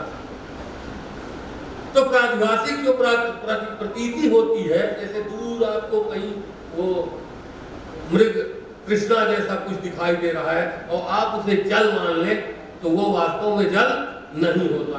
तीसरी होती है पारमार्थिक सत्ता। पारमार्थिक सत्ता का मतलब जो एग्जैक्ट वही होता है और कुछ दूसरा नहीं हुआ करता। तो शंकराचार्य कहते हैं कि पारमार्थिक रूप से जो ये शरीर है ये व्यावहारिक है, जो हमारा वाद व्यवहार है वो भी व्यवहारिक है। परमार्थतः मैं अथवा ये मृतपिंड, ये जो 5 तत्वों से बना हुआ शरीर है, ये वास्तव में वो नहीं है, बल्कि जो जीवात्मा है वही परम तत्व है। और हम सब जो लोग हैं वो हम सारे सब में एक ही जीवात्मा व्याप्त है, अब दूसरी जीवात्मा नहीं है। कुछ मेरे पिताजी एक बार मुझसे पूछे कि ये शंकराचार्य जी बहुत गलत बोलते हैं। मैंने कहा क्यों? बोले कि पहले भारत की जनसंख्या कम थी, तो जीवात्मा जो थे वो लाख 2 लाख 4 लाख, उस समय 30 करोड़ रहे हो गए, अब 150 करोड़ हम हो गए, तो 150 करोड़ जीवात्मा कहाँ से आ गई? ये उनका प्रश्न करना पिंड को देखकर, शरीर को देखकर। वास्तव में शरीर को देख करके आप अगर उसकी संख्या करेंगे जीवों की, तो जीव संख्या वाचक नहीं है। जीव क्या है? एक है, वो एक है, विभु है, व्यापक। उसको विभु शब्द से कहा है, विभुत्व तो है वो एक जीव सब जगह व्याप्त हो जाता है। वो ना कहीं से निकलता, ना कहीं प्रवेश करता, ना मरता, ना जीता, ना बूढ़ा होता, ना बच्चा होता, कुछ भी नहीं। शंकराचार्य की एक स्थिति बहुत अच्छी है, आपको भी आनंद आए। शंकराचार्य भगवान शंकर से कहते हैं कि शंकर, मैंने तुम्हें ये मान लिया कि तू सर्वज्ञ, लेकिन आज मुझे लग रहा है कि तू सर्वज्ञ नहीं, मैं सर्वज्ञ। कहते हैं क्यों? बोला मैं जीव हूँ, तेरा ही अंश हूँ, जीव हूँ। तू तो सना मैंने सबका नाथ है और तेरा तो कोई नाथ है नहीं, और मैं जीव होकर के कभी इस योनि में पैदा हो रहा हूँ, कभी उस योनि में पैदा हो रहा हूँ। तो नाना योनियों का आस्वाद जो है वो मुझे प्राप्त है। तू तो केवल शंकर ही रहा, तुझे तो वो ज्ञान है नहीं। इसलिए हमें ऐसा लगता है कि जो हम जीव लोग हैं वो तेरे अंश हो करके भी तुझसे कहीं ज्यादा ज्ञान को प्राप्त कर लेते हैं। ये व्यंग करते हैं अपने भगवान पर, क्योंकि शंकर जब शिव से उपासना की बात करते हैं तो वो पूरी तरह से शिवमय हो जाते हैं। वो कहते हैं तुमने मेरा इस शरीर से तादात्म्य स्थापित कर दिया। तादात्म्य का मतलब भेद नहीं। जैसे आप मुझे अगर बुलाएंगे तो मेरा नाम लेंगे, लेकिन जो बोलेगा वो कौन? आप नाम किसका ले रहे हैं? नाम इस शरीर का ले रहे हैं। मेरे पिताजी ने नाम रखा इस शरीर का। वो जो आत्मा है उसका नाम तो नहीं रखा जा सकता। तो रमाकांत पांडे नहीं हो सकता, ना कोई पांडे हो सकता, ना तिवारी हो सकता, कुछ भी नहीं हो सकता। वो तो एक है और निर्गुण है और निराकार है। परंतु अगर जीवात्मा को जानना है तो आप किससे जानेंगे? शरीर से। तो जीवात्मा के ज्ञान का साधन कौन है? ये शरीर। डॉक्टर लोग देखते हैं, फिर कुछ देर में कहते हैं नो मोर। सही है, शरीर तो वहीं पड़ा है, उसका कुछ नहीं बिगड़ा। तो कौन नहीं रहा? वो जीवात्मा नहीं रहा। वो जीवात्मा उसमें नहीं रहा। शरीर तो वैसे ही पड़ा है, हो सकता है काफी पड़ा रहे तो और है भी हो, उसका तो कुछ बिगड़ नहीं रहा। लेकिन जो जीवात्मा है वो निकल करके जहां जाना था, उसका जो गंतव्य था, उस गंतव्य तक वो अपने चला गया। उसका किसी से मोह नहीं, कोई मोह नहीं है। तो शंकर कहते हैं कि जीवात्मा के ज्ञान का जो कारण है तादात्म्य आपने इस शरीर के साथ कर दिया, बिना इसके जाना नहीं जा सकता। तो मैंने क्या किया है तुम्हारी उपासना में कि कण कण के साथ तुम्हारा तादात्म्य स्थापित कर दिया। मैं कण कण को देखता हूँ तो मुझे तू याद आता है, और इसलिए मैं पूरे जगत में तुम्हें देखता हूँ। इसी को तुलसीदास की राम मैं सब जानी करहु प्रणाम जो पानी कह करके वो कहते सीता और राम से व्याप्त ये जगत है, उसमें कोई है नहीं। ये अद्वैत तत्व को लेकर के ये पूरी तरह से इस तरह की बातें शंकराचार्य करते चलते हैं। इसके बाद हम देखेंगे कि वो कहीं ऐसा नहीं कि शंकराचार्य केवल पंडितों के लिए या विद्वानों के लिए बात करते हैं। उनकी दोनों तरह की रचनाएं हैं। उन्होंने शांकर भाष्य लिखा जहाँ की आचार्यों ने परस्पर भेद किया, लेकिन उन्होंने हम आप जैसे लोगों के लिए ऐसी ऐसी छोटी छोटी चीजें दे कि हम लोग गृहस्थ लोग भी आत्म तत्व का परिज्ञान प्राप्त कर लें। मुक्त होने के लिए आत्म तत्व को जानना होता है। तो हम, ये प्रश्न हमारे अंदर आएगा, मैं कौन हूँ? वो हम, मैं कौन हूँ? सब उत्तर कौन देगा? गुरु से आप पूछेंगे तो गुरु बोलेगा तत्त्वम् असि, तुम वही हो। अभी भी कोई जब हम कहे तुम और तत्व का प्रयोग कर रहे हैं ना, तुम वही हो, तो तुम मतलब तुम कोई व्यक्ति बैठा है और वही मतलब कोई दूसरा वाला व्यक्ति जो है उसके बारे में उल्लेख कर रहे हैं, तो तुम और वही माने अभी द्वैत है, दो है। तो तत्त्वमसि बताने के लिए वास्तव में ये भी वो कहते हैं कि अभ्यास की दशा है। शिवो हम कहने के लिए ये अहम शिवा, मतलब शिव से मैं अभी अलग शिवा जब मैं कह रहा हूं अपने आप को अहम शिवा, ये भान भले हो रहा है, ये ज्ञान भले हो रहा है मुझे कि मैं शिव हूं, लेकिन मैं अभी शिव से पृथक। जब मेरा शिव में मैं लीन हो जाऊंगा, शिव से पृथक नहीं रहूंगा, तब मेरे साथ तत् पद का प्रयोग नहीं होगा, अहम पद का प्रयोग नहीं होगा, क्योंकि कोई प्रयोगता ही नहीं रहेगा। मैं और शिव, मैं शिव मैं हो जाऊंगा, मैंने शिव बन जाऊंगा और शिव को शिव कहने वाला कोई व्यक्ति बचेगा नहीं। इसलिए वो कहते हैं कि तब हम इत्यादि जो शब्द है वो केवल व्यवहारिक सत्ता के लिए है। फलतः तो कोई तुम और हम जैसे, मैं या तुम जैसा कुछ भी हमारे यहाँ है ही नहीं। इसलिए ये संसार, इस सांसारिकता के लिए जो विघटन आप कर रहे हैं, इसको आप छोड़ दें। बहुत सारी बातें वो करते हैं वहां पर। और एक जगह तो फिर ऐसा है तो फिर मैं तत्त्वमसि क्यों कहूँ, क्या जरूरत है? तो उनको वो बोलते हैं कि अभ्यास करते रहना है आपको। मैं अभी कह दूं कि मैं शिव बन गया, मैं शिव हो गया, तो ऐसा नहीं हो सकता। उसके लिए अभ्यास की जरूरत है। समाधि में आपको अभ्यास करना है। गुरु के उपदेश, इसलिए भारतीय संस्कृति में गुरु का बहुत महत्व है। गुरु का, अब हम लोग मॉडर्न हो गए तो गुरु को प्राइमरी का टीचर जो पढ़ाता था हम लोगों को, अपन लोग को आज भी मिले तो चरण धोकर पी लेते हैं। हमें जो पढ़ाए प्राइमरी में, अभी 2-4 साल पहले चले गए तो वो मुझे जब मिलते थे तो वो जानता था उनसे अभी तक कि ये क्या गुरु का एक महत्व होता है। तो वो कहते हैं न पुण्यम, ये आत्म तत्व कौन है, शिव तत्व कौन है, तुम क्या हो? तो तुम न तो पुण्यम, न पुण्य हो, न पापम, न पाप हो, न सौख्य हो, मैंने सुख भी नहीं हो, तुम दुख भी नहीं हो। दुख वो नहीं है जो हम लोग जिसे हम दुख मानते हैं, और सुख भी वो नहीं है जिसे हम सुख मानते हैं। हम लोग सुख क्या मानते हैं? नौकरी चाकरी लग जाए, शादी विवाह हो जाए, बच्चे की शादी हो जाए, बच्चे की नौकरी मिल जाए, बहू आ जाए, बेटी का विवाह हो जाए, यही हमारा सुख है। रसगुल्ला खाने को मिल जाए, वो सब सुख मानते हैं। वो कहते हैं ये सुख नहीं है। सुख वो है जिसका विकार कभी दुख रूप में परिणत न हो। जो सुख वो है जिसका जो कभी दुख रूप में परिणत ना हो, वह सुख है। तो जो हम लोग मीठा खाने को अथवा इन सबको जो सुख मानते हैं संसार में, वो कल के दिन दुख बन जाता है, दुखद बन जाता है। बच्चा बोलती है, एक दिन कुछ अगर खराब बोल दिया तो कहते हैं हमारी किस्मत खराब थी, ऐसी औलाद पैदा होती। इसका मतलब ये सुख नहीं है।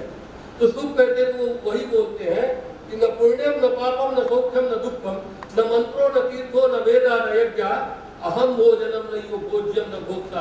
न मैं भोजन हूँ, न भोज्य हूँ और न भोक्ता हूँ। न भोज्य हूँ, न भोजन हूँ और न भोक्ता हूँ।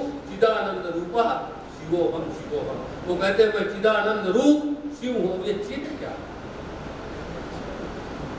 सही शंकर समझाते हैं कि चित क्या है, तो वो बताते हैं कि चैतन्य। तो चैतन्य अभी मैं कह दूंगा कि मैं चैतन्य हूँ। वास्तव में ये शरीर का धर्म चैतन्य नहीं है, आत्मा का धर्म चैतन्य है। चेतना जो होती है हमारी, वो आत्मा में है। जो आत्मा ना रहे तो इस शरीर में कोई चेतना नहीं। आप हाथ उठाते रहिए, कुछ भी करते रहिए, कुछ होने वाला नहीं है। तो चैतन्य जो है वो, इसीलिए आत्मा को सत चित आनंद रूप माने। सत माने नित्य, चित माने चेतना से युक्त, आनंद माने सुख स्वरूप। समझ नहीं कर दिया। तो सत माने, सत का मतलब होता है त्रिकाला बाधित। त्रिकाला बाधित का मतलब होता है जो तीनों कालों में, भूत भविष्य और वर्तमान, तीनों कालों में कभी नष्ट ना हो। नित्य का मतलब ये कभी भी नहीं होता कि 4 साल 6 साल 10 साल 100 साल 200 साल या एक युग तक भी चल जाए या चारों युग रहे तो भी हम उसको नित्य नहीं मानते। नित्य का मतलब होता है त्रिकाला बाधित तत्व, जिसको तीनों कालों में, जिसमें कोई विकार उत्पन्न ना हो, उसे हम नित्य तत्व कहा करते हैं। तो वो चिदानंद, तो वो होगा सत। और चित माने चेतना, और आनंद का मतलब होता है आनंद स्वरूपता। आत्मा का स्वरूप ही आनंद है। आत्मा जो है वो ब्रह्म का अंश है, और ब्रह्म का अंश ही जो है वो आनंदात्मकता उसमें होती है। बाकी भौतिक पदार्थों से जो हम आनंद प्राप्त करते हैं वो वास्तव में आनंद पदवाच्य दर्शन में नहीं। हमारे तो हम लोग तो खुश हो गए, फिल्म देखोगे, ताली बजाएंगे, हम खुश हो गए, लेकिन खुशी वो नहीं है। खुशी वो है जैसे पाने के बाद कभी भी नष्ट ना हो, पाने के बाद फिर हमें दुख ना हो एक बार। तो वो कौन सा आनंद है? उसे कहते हैं मोक्षानंद, मुक्ति का आनंद। वो मुक्ति का आनंद जब आपको मिल जाएगा तो आप पूरी तरह से सांसारिक दुख जो है, सबसे बड़ा दुख है संसार में जन्म मरण। जन्म लेना, माता के गर्भ से उत्पन्न हुए, पता नहीं होता कितना होता है, हम लोगों को पता नहीं है, क्योंकि जन्म के समय पता नहीं चेतना थी कि नहीं थी, कैसा था, कुछ ज्ञान नहीं है। तो जन्म और मरण के दुख को सबसे अधिक दुख माना गया संसार में जो जन्म लेगा। तो वो इसीलिए इस संसार की जो व्यावहारिकता है उसको वो बताते हैं कि इसका बहुत महत्व नहीं है, कि हम जब भौतिकता में लिप्त होते हैं तभी वैर उत्पन्न, तभी द्वैत उत्पन्न। अभी मेरी किताब अकेला जी ले लें तो मैं भिड़ जाऊंगा, तो आप मेरी किताब को ले भौतिकता है। लेकिन वास्तव में ये किताब ऐसी चीज नहीं है जिसको पुनः न प्राप्त किया जा सके। वो कहते हैं कि देखिए ये सांसारिकता, ये जो प्रपंच है इसको छोड़िए, हम सब जो है, जो परम तत्व है वो सब का एक तत्व है। हम सब उसी एक से ही जन्मे हैं, एक ही संतानें हैं। हम में कपड़े में कोई भी अंतर हो, हमारे बात व्यवहार में कोई भी अंतर हो, लेकिन वास्तव में हम एक सूत्र से बंधे हुए हैं। आप केरल तक जाइए, मैं जाता था जब तो मैं देखता था कि शंकराचार्य जो लिखे हुए हैं तो वहाँ तक सही है। तो आप भाषा में कुछ भेद पा जाएंगे, लेकिन साड़ियाँ उसी तरह पाएंगे, कपड़ा उसी तरह पाएंगे, चावल वही पाएंगे, पकाने का भेद अलग हो सकता है, और श्रृंगार आदि की जो सामग्री है वो भी उसी तरह से पाएंगे। तो भाषा कहीं कहीं थोड़ी थोड़ी बदली होगी, बाकी चीजें जो है वो सब उसी प्रकार से है। तो आपने मुझे 50 मिनट दिया था, अभी तो है 40। एक श्लोक और शंकराचार्य कहते हैं, समग्र वैविध्य में एक ऐसी चीज है जब वो प्राप्त हो जाएगी आपको, ज्ञान, एकात्मता, एकता। एकता का मतलब ये नहीं कि हम सब एक हो जाए, एकत्व का परिज्ञान हो जाना कि जो मैं हूँ वही आप है, वही आप है, वही आप है। ये जब ज्ञान हो जाएगा तो आपको जो आनंद मिलेगा वो आनंद कहीं भी मिलने वाला नहीं है। तो एक जगह कहते हैं, संपूर्णम जगदेव नंदन वनम सर्वे विकल्पत्रुमा।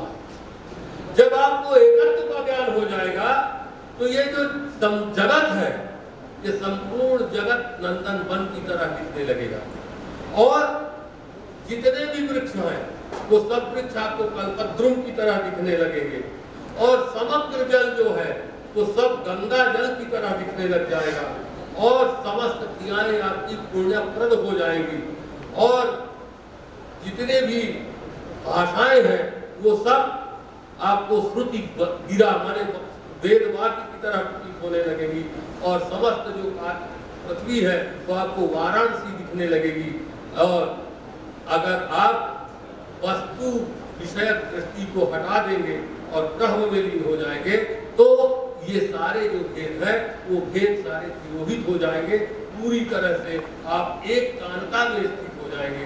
एक मात्र में हमारा जो व्यवहारिक भेद है वो व्यवहारिक भेद समाप्त हो जाएगा और हम एक हो जाएंगे। अब कोई कह देगा कि अगर हम एक हैं तो फिर हमको अनेक होने की जरूरत क्या है? तो शंकराचार्य ज्ञान की दृष्टि में उस माने पारमार्थिक दृष्टि से आपको एक होने की बात करते हैं। व्यवहारिक दृष्टि में जब अच्छे सत्कर्म करने हैं तो व्यवहारिक दृष्टि में हमारा अनेकत्व तो है, उसे स्वीकार करना पड़ेगा। हमारा वैविध्य है, उसे स्वीकार करना पड़ेगा। लेकिन जहाँ वो द्वेष का जनक है, जहाँ वो अभिमान का जनक है, जहाँ वो दुर्भावना का जनक है, वहाँ आपको एकत्व की स्थापना करनी है। तो अद्वैत की स्थापना का उनके यही एक कारण था कि जो हमारी विकृतियां हैं संसार में, हम बहुत सारे भेदों में बटे हुए हैं, उन सबको एक करें। और जब हम एक हो जाएंगे तो समाज एक होगा, जब समाज एक होगा तो एक नगर एक होगा, जब नगर एक होंगे तो पूरा राष्ट्र एक बनेगा। इसलिए ये जो भगवान शंकराचार्य जी का एकत्ववाद है, अद्वैतवाद है, वो आज ही नहीं युगों युगों तक ये मानवता के लिए ज्ञान का आश्रय बना रहेगा। और वास्तव में चारों कोनों को एक बनाने में शंकराचार्य जी का अपना महनीय योगदान रहा है और आगे भी रहेगा। उन्होंने जो चार मठ बनाए वो तो ठीक ही है, ठीक ही है, लेकिन उन्होंने जो विश्लेषण किया, तात्विक भेद बताया हमको संसार का, वो भी ज्ञान के धरातल पर आकर के बहुत ही उपयोगी है राष्ट्र की एकता के लिए। आप सबने मुझे सुना, इसके लिए मैं आप सबको धन्यवाद देता हूँ। और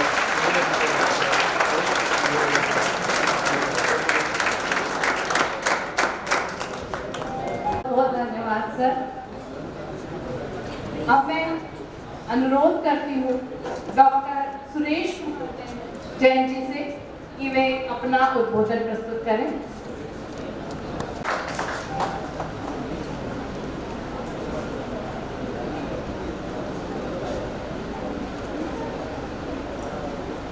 आज के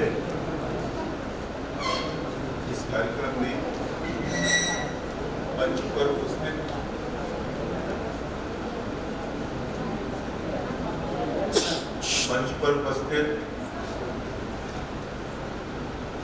माननीय पांडे जी, अकेला जी, रोडिया जी और मेरे सामने उपस्थित क्रमंत के परिवार के सदस्यगण और कुछ छात्र बंधु जो आज के इस कार्यक्रम में उपस्थित हैं,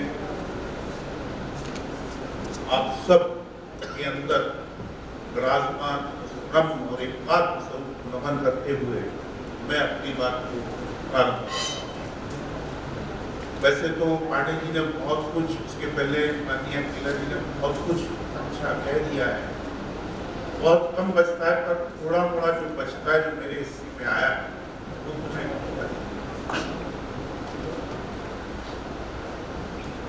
भारत की एकता और एकात्मता में जगत गुरु जी शंकराचार्य जी का योगदान। मैं बहुत देर से बैठा बैठा पांडे जी को बड़े ध्यान से सुन रहा था, सुनते सुनते बहुत सारी चीजें एक का एक दिमाग में प्रस्तुत होने लगी। हमारे जितने भी भारतीय मनीषी हैं, आचार्य हैं, गुरु हैं, मंडलेश्वर है, मंडलेश्वर है, मैं अभी तक जो समझ पाया, हो सकता है मेरे समझने में गलती हो तो मैं क्षमा चाहता हूं, किसी ने भी ऐसा कोई उपदेश या ऐसा कोई वाचन नहीं किया जिससे कि राष्ट्र की एकता या अखंडता पर कभी कोई प्रभाव पड़े। हर एक का एक ही मानना है कि राष्ट्र एक है, हम एक है, हमारे अंदर एक ब्रह्म है। परसों एक मेडिकल कॉलेज के इंस्पेक्शन में गया, वहां कुछ डेड बॉडी दिखाई, मर चुकी हुई दिखाई, देख करके मन अपने आप क्या है,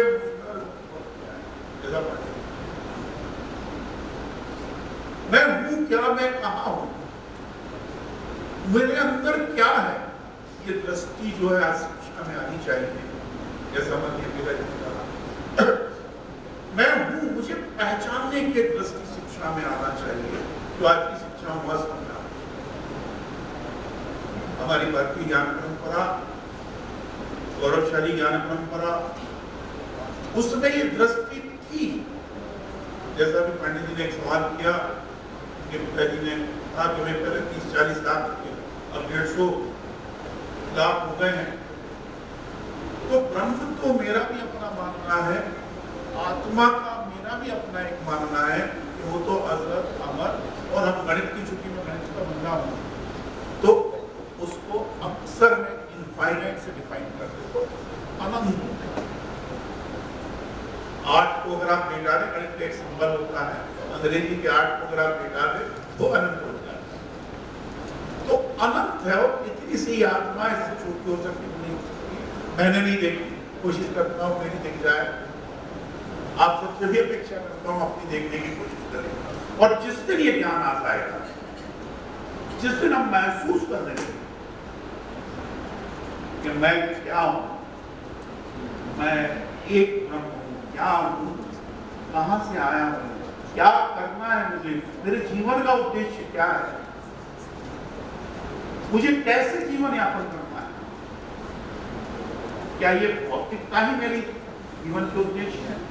मैं समझता हूं शायद हमारे यहाँ पहले 4 आश्रम कहे जाते थे, बाल्यावस्था, युवावस्था, अधेड़ अवस्था, वृद्धावस्था। चारों अवस्थाओं के अपने मत हुआ करते थे। अंत में जब वृद्धावस्था होती थी तो हमारे यहाँ कुछ प्रकल्प बने हुए थे, अपने के साथ जाते जाते सारा सब कुछ ज्ञान देते हुए जाना, कैसा ऐसा करना, और वानप्रस्थी और प्रस्थान करना, और वहां अपने आप पहचानना।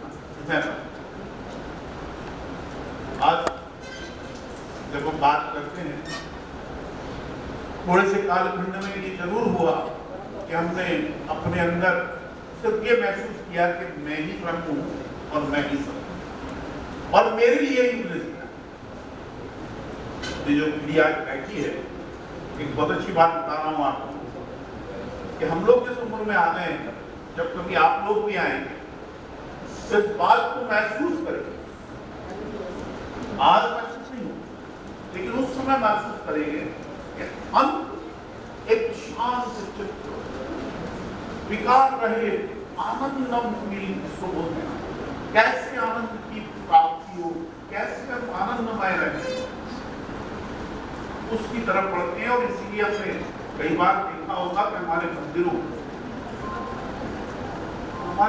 में कभी आपने महसूस किया है, नहीं किया, मैंने बहुत महसूस किया। आप आएंगे तो एक आनंद, एक शांति हमारे उस वक्त भी आपको बहुत अच्छा लगे। मैं कई बार जाता हूँ मंदिरों में, वो जो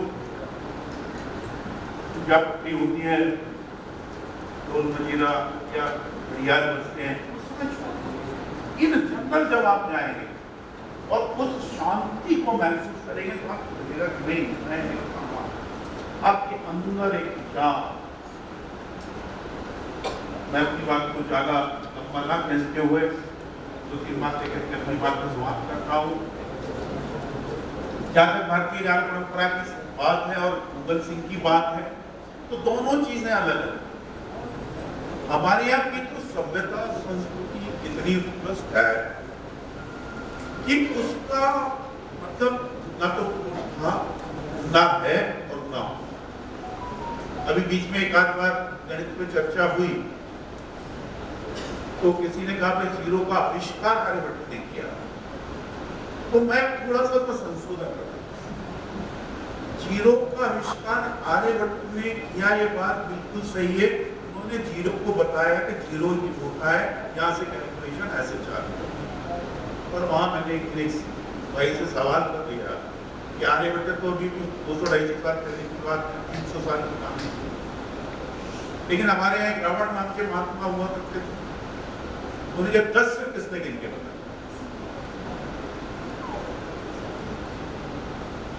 उनके 10 से किसने बताया?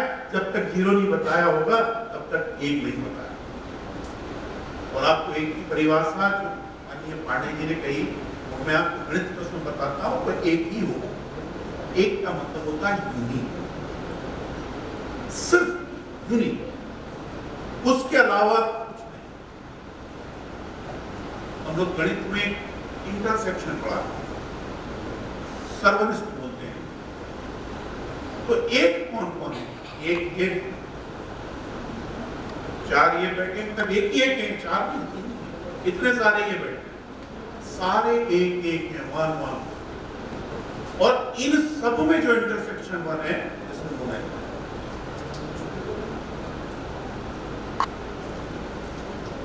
सूरज कितने हैं? एक। चंद्रमा कितने हैं? एक। पृथ्वी कितनी है? एक। तारे अनेक। इस तरह के जितने भी एक है वन है, उसका इंटरसेक्शन, यानी कि उन सब में जो कॉमन, इंटरसेक्शन मतलब कॉमन, उन सब में जो कॉमन है, और उस तरह का एक और मिलेगा तब। पर ऐसा हुआ नहीं, क्योंकि एक ही है, इसलिए ब्रह्म एक है, उस जैसा कोई दिखता नहीं है, इसलिए हम कहते हैं ब्रह्म एक है। इन्हीं शब्दों के साथ मैं अपनी वाणी को विराम देता हूं। जय हिंद, जय भारत।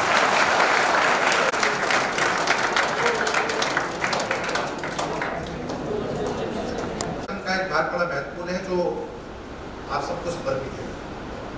कई बार ऐसा होता है कि वरेण्य विद्वान आते हैं, अपने विषय का प्रवर्तन करते हैं, और वो विषय प्रवर्तन हमारे मानस पटल पर उस समय तक निश्चित रहता है जब तक वो शब्द हमारे दिमाग में घूमता है। किसी साहित्य को जब हम पुनरावृत्ति के रूप में पढ़ते हैं और वो शब्द अगर उस भाष्य के साथ मिलते हैं तो उसकी पुनरावृत्ति है। लेकिन कई जिज्ञासु इस प्रकार के होते हैं। भारत की जो श्रेष्ठ परंपरा है वो बातें बातें तत्व जाते बुधा की, कि चर्चा परिचर्चा से तत्व का बोध होता है।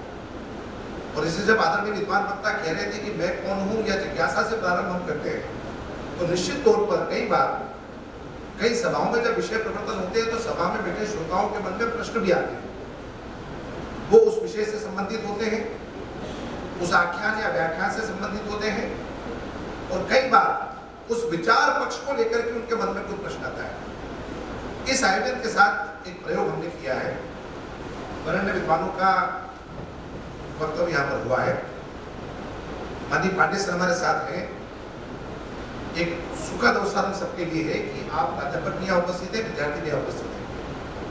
आपके मन में कोई जिज्ञासा, कोई प्रश्न अगर है तो आप माननीय पांडे सर से कर सकते हैं। तो जिज्ञासा का समाधान भी इस अवसर पर होगा। और मुझे लगता है कि सबके लिए एक सुखद क्षण होगा कि इस व्याख्यान को सुनकर के हमारे मन में अगर कोई जिज्ञासा है तो आप में से कोई अगर प्रश्न करना चाहते हैं। मेरा नाम आदर्श गढ़कार है। मैं MBA का फर्स्ट सेम की स्टूडेंट हूँ। मेरा प्रश्न यह है कि वर्तमान पीढ़ी टेक्नोलॉजी एवं विज्ञान के युग में संसाधनों से जुड़ी है। मशीन भक्ति पर नियंत्रण कर रही है। ऐसी स्थिति में भारत का दार्शनिक विचार वर्तमान शिक्षा व्यवस्था से दूर क्यों है, और इसके लिए हमें कौन सा साहित्य पढ़ना चाहिए? कि जो वर्तमान बैठे जो हम लोग ये मान रहे हैं कि दुनिया को नियंत्रित कर रही है आज की मशीनें, और देख रहे हैं जो जैसे मुझे पंखे से हवा आ रही है, लाइट भी बल्ब से आ रहा है, सब कुछ जो आप लोग देख रहे हैं वो तकनीकी के द्वारा पूरी तरह से नियंत्रित हो रहा है। और सुख पाने के लिए हम जो है तकनीक टेक्नोलॉजी का ही सहारा ले रहे हैं। लेकिन वास्तविकता ये है कि इस विश्व को आज भी मशीन नियंत्रित नहीं कर रही है। अगर आपको लगे कि मशीन नियंत्रित कर रही है तो एक किसी अंश विशेष को वो नियंत्रित कर लेगी, वो एक किसी अंश विशेष को प्रकाशित कर लेगी, लेकिन वास्तव में जो प्रकृति या परम तत्व है वही यहाँ पर नियंत्रण करता है पूरी तरह से। हमारी मशीनें लगी रह जाती हैं, झंझावात आता है उसको नष्ट करके चला जाता है। अब हमारा जो दर्शन है वो दूर क्यों है? उसका कारण ये रहा कि जो हमारी शिक्षा व्यवस्था थी वो इतनी सुदृढ़ थी कि उसमें आज ये छोटे छोटे व्याख्यान की जरूरत नहीं होती थी। आप जैसे जो बच्चे हैं, पटु हैं, उन्हें स्वयं दर्शन का बहुत बड़ा ज्ञान हुआ था। और इसलिए हम लोग क्या करते थे कि ज्ञान के आधार पर कहीं भी भेद का अनुभव हम लोग नहीं करते। पर तब क्या हुआ, जो हमारे ऊपर हमले हुए, आक्रमण हुए, जो शासक थे, उन्होंने ये सोचा कि जब तक इनकी संस्कृति, इनकी दर्शन, इनका रहन सहन इनसे नहीं बुलवाए, तब तक हम इन पर पूरी तरह से अधिकार नहीं कर सकते। और उन्होंने वो नई शिक्षा नीति लाए, मैकाले का नाम आपने सुना होगा, या उसके पहले भी बहुत कुछ हुआ होगा। तो उन लोगों ने पाठ्यक्रम से पूरी तरह से हटा दिया संस्कृत, चूंकि उस समय पुराने जमाने में संस्कृत भाषा थी या प्राकृत थी, पाली थी, उसमें हमारा सब कुछ लिखा था। जैसे आप लोग आज जो पढ़ रहे हैं वो अंग्रेजी में पढ़ रहे हैं, या उसका अनुवाद हिंदी में होता है। तो जैसे अंग्रेजी या हिंदी आज माध्यम भाषा है, वैसे उस समय में संस्कृत, पाली, प्राकृत वगैरह होती थी। तो हमारा दर्शन उसमें लिखा था। तो उन्होंने उस भाषा को पूरी तरह से शिक्षा से विरत कर दिया, और इसलिए और यहाँ तक विरत कर दिया कि जब कोई व्यक्ति संस्कृत पढ़ने जाए तो उसे ये माना जाता था कि पंडित है, कथा सुनाने के लिए पढ़ रहा। उसको कर्मकांड तक सीमित कर दिया गया और हंसी का पात्र बना दिया गया, इसलिए कि हम अपने संस्कृति से, अपनी ज्ञान परंपरा से नफरत करने लग जाए। और हमारे तक आते आते हम लोग उसी रंग में रंग गए, हम अपने घर को भूल गए, अपने ज्ञान को भूल गए, और हम आज जो वेशभूषा पहनते हैं, जिस तरह से खाना खाते हैं, जिस तरह रहते हैं, जो शिक्षा पद्धति हमारी है, वो पूरी तरह से पाश्चात्य में हम लोग रंग गए। अभी मैं यहाँ तक आप देखें कि जो संबोधन के हमारे शब्द थे वो भी बदल गए। हम लोग चाचा वाचा कहना छोड़ दिया, अंकल कहते हैं सबको, और किसी को अंकल कह दीजिए तो लोग नाराज भी हो जाते हैं। ये सारी चीजें हम उसको असभ्यों की भाषा मान, इतना हम तक कर दिया गया। और इसको करने के लिए उन्होंने बड़ा श्रम किया।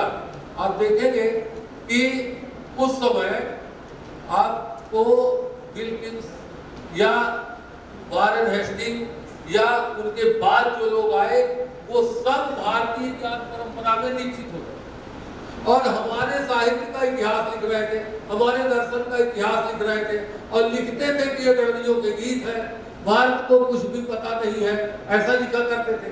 क्यों? क्योंकि हम इससे ये जान जाए कि भाई हम कुछ नहीं है, और उनकी संस्कृति को, उनकी भाषा को, उनके रहन सहन को अपना ले। इसलिए हमारा जो ज्ञान है वो हमसे दूर चला गया। सन 1835 में केवल बंगाल की अगर बात करें तो बंगाल में 6000 गुरुकुल या पुराने जो विद्यापीठ है वो बंद किए गए थे, इसीलिए कि उनको अवैध घोषित कर दिया गया था। तो इसके लिए आप लोग इतिहास पढ़िए या धर्मपाल जी का साहित्य कहीं मिल जाए उसको पढ़िए तो आपको मिल जाएगा। बहुत अच्छा क्वेश्चन तुमने किया, लेकिन मैंने कहा ना कि सुख, अब जैसे ये हवा मुझे सुख पहुंचा रही है, ये वास्तव में सुख नहीं है, ये सुख नहीं है। अभी लाइट चली जाए तो पता चलेगा कि क्या है। तो इसी तरह से आप लोग जो आजकल खाना खाते हैं उसमें आनंद की अनुभूति करते हैं, पिज्जा उज्जा खा के, वो भी आनंद नहीं है, वो कुछ और ही है। तो आनंद हमारे यहाँ पारिभाषिक है, सुख हमारे यहाँ पारिभाषिक है, और दर्शन को आप लोगों को पढ़ना चाहिए। आप गूगल में सर्च करेंगे तो छोटी छोटी वेदांत में या न्याय तर्क में बहुत सारी किताबें मिलेगी जो आप लोगों के लिए बहुत ही उपयोगी हो सकती है, और आप बड़ी सरलता से उसको जान सकते हैं। क्योंकि आप लोग बहुत होशियार हैं, आप जो MBA वगैरह कर रहा है, हम लोग तो पोथी पढ़ के रट लेते थे, आप लोग तो थोड़ा कुछ प्रैक्टिकल करते हैं। तो अगर आप थोड़ा पढ़ने लगेंगे तो उसमें मैनेजमेंट भी कुछ नया मिलेगा। तो एंशिएंट इंडियन मैनेजमेंट कैसा था? अरे 5000 साल से आ रहे थे तो अंग्रेजी पढ़ के थोड़ी आ रहे, हम भी तो कुछ थे। तो उस विद्या को भुला कैसे दिए? तो आप लोगों को, अगर आप लोग उस पर कुछ जुड़ेंगे तो भारतीय ज्ञान परंपरा सशक्त होगी, हम लोग उसके भक्त हैं ही। तो अगर आप लोग भी उसके पीछे अनुयायी बन जाते हैं तो निस्संदेह ये प्रश्न जो हो रहा है वो नहीं होगा।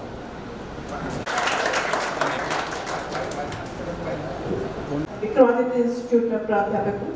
मेरा ये सवाल है कि हम इस अद्वैतवाद को जो हमारे फैला हुआ है, मतलब जानते हैं, तो इसको आसानी से कैसे समझ सकते हैं और इसको बच्चों के बीच में इजीली कैसे इसका यूज बता सकते हैं जी। मतलब इसको आसानी से हम कैसे समझ सकते हैं और बच्चों को भी कैसे समझा सकते हैं, और उनको कैसे बताएं कि इसका व्यावहारिक जीवन में क्या उपयोग हो सकता है, कैसे काम में लाया जा सकता है। ये दर्शन इसको समझने के लिए चिंतन की जरूरत है। हम लोग चिंतन करेंगे।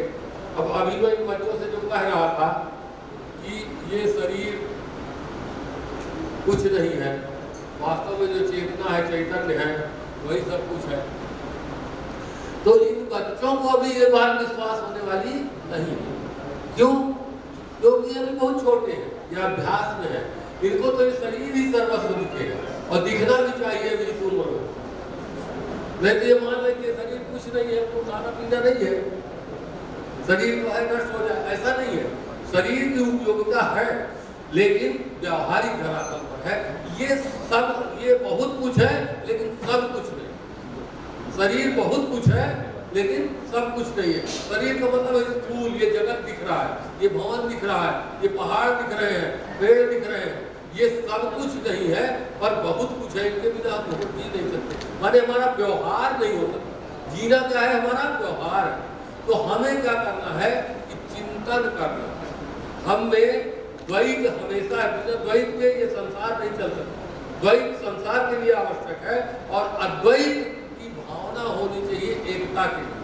अद्वैत वास्तव में मुक्ति के क्षण में मुक्ति के लिए होता है, लेकिन मुक्ति भाव से, मुक्त भाव से अगर हम त्याग पूर्वक पूरी जिंदगी को जिएंगे तो हमारे लिए वो बहुत ही उपयोगी होगी। हम किसी से भिड़ेंगे नहीं, झगड़ा नहीं करेंगे, दुखी नहीं होंगे।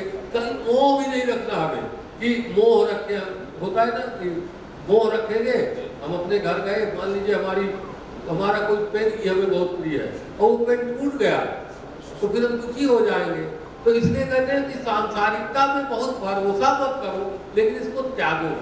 त्यागना नहीं है आपको, ये त्यागना काम उनका है जो संन्यास ले चुके हैं। हम आप नहीं त्यागेंगे, हम लोग तो इसी में जिएंगे और इसी में जीते जीते अद्वैत को सीखेंगे। हम यही रह करके चिंतन के धरातल पर आप समाधित होंगे और जब आप प्राणायाम करिए सुबह और उसमें जब आप समाधित होंगे तो आपको ये प्रतीत हो जाएगा कि मेरा मन, मेरे अंदर कुछ और। तो इस तरह अभ्यास से हम उसको जान सकते हैं और व्यवहार के लिए तो द्वैत परम आवश्यक है।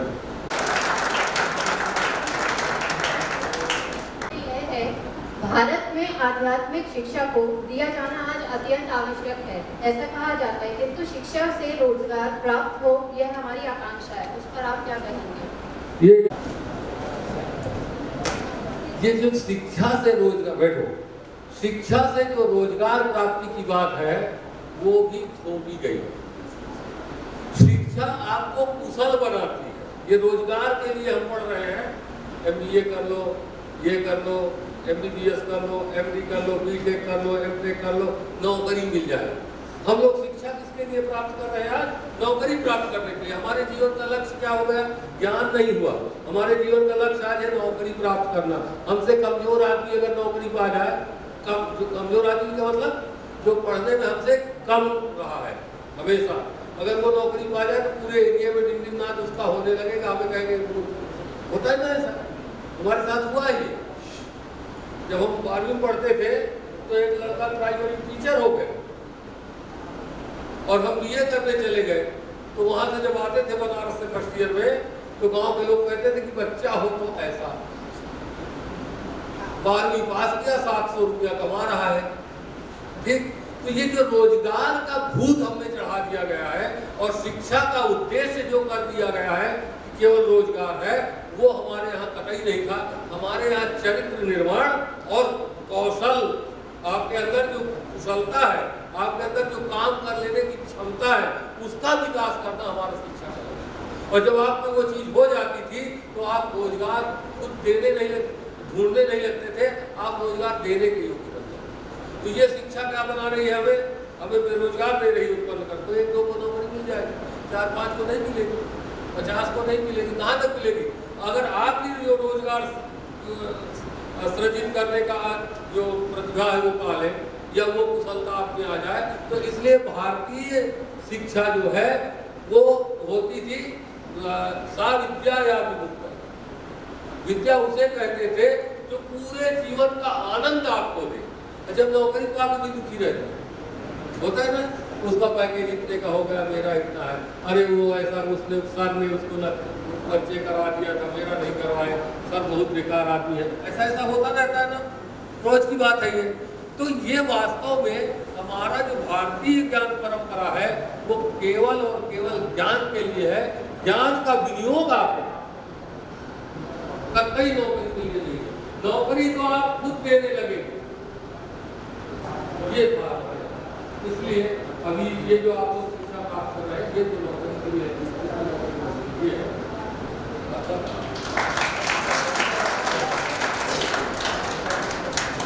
मुंशी विक्रमादित्य कॉलेज।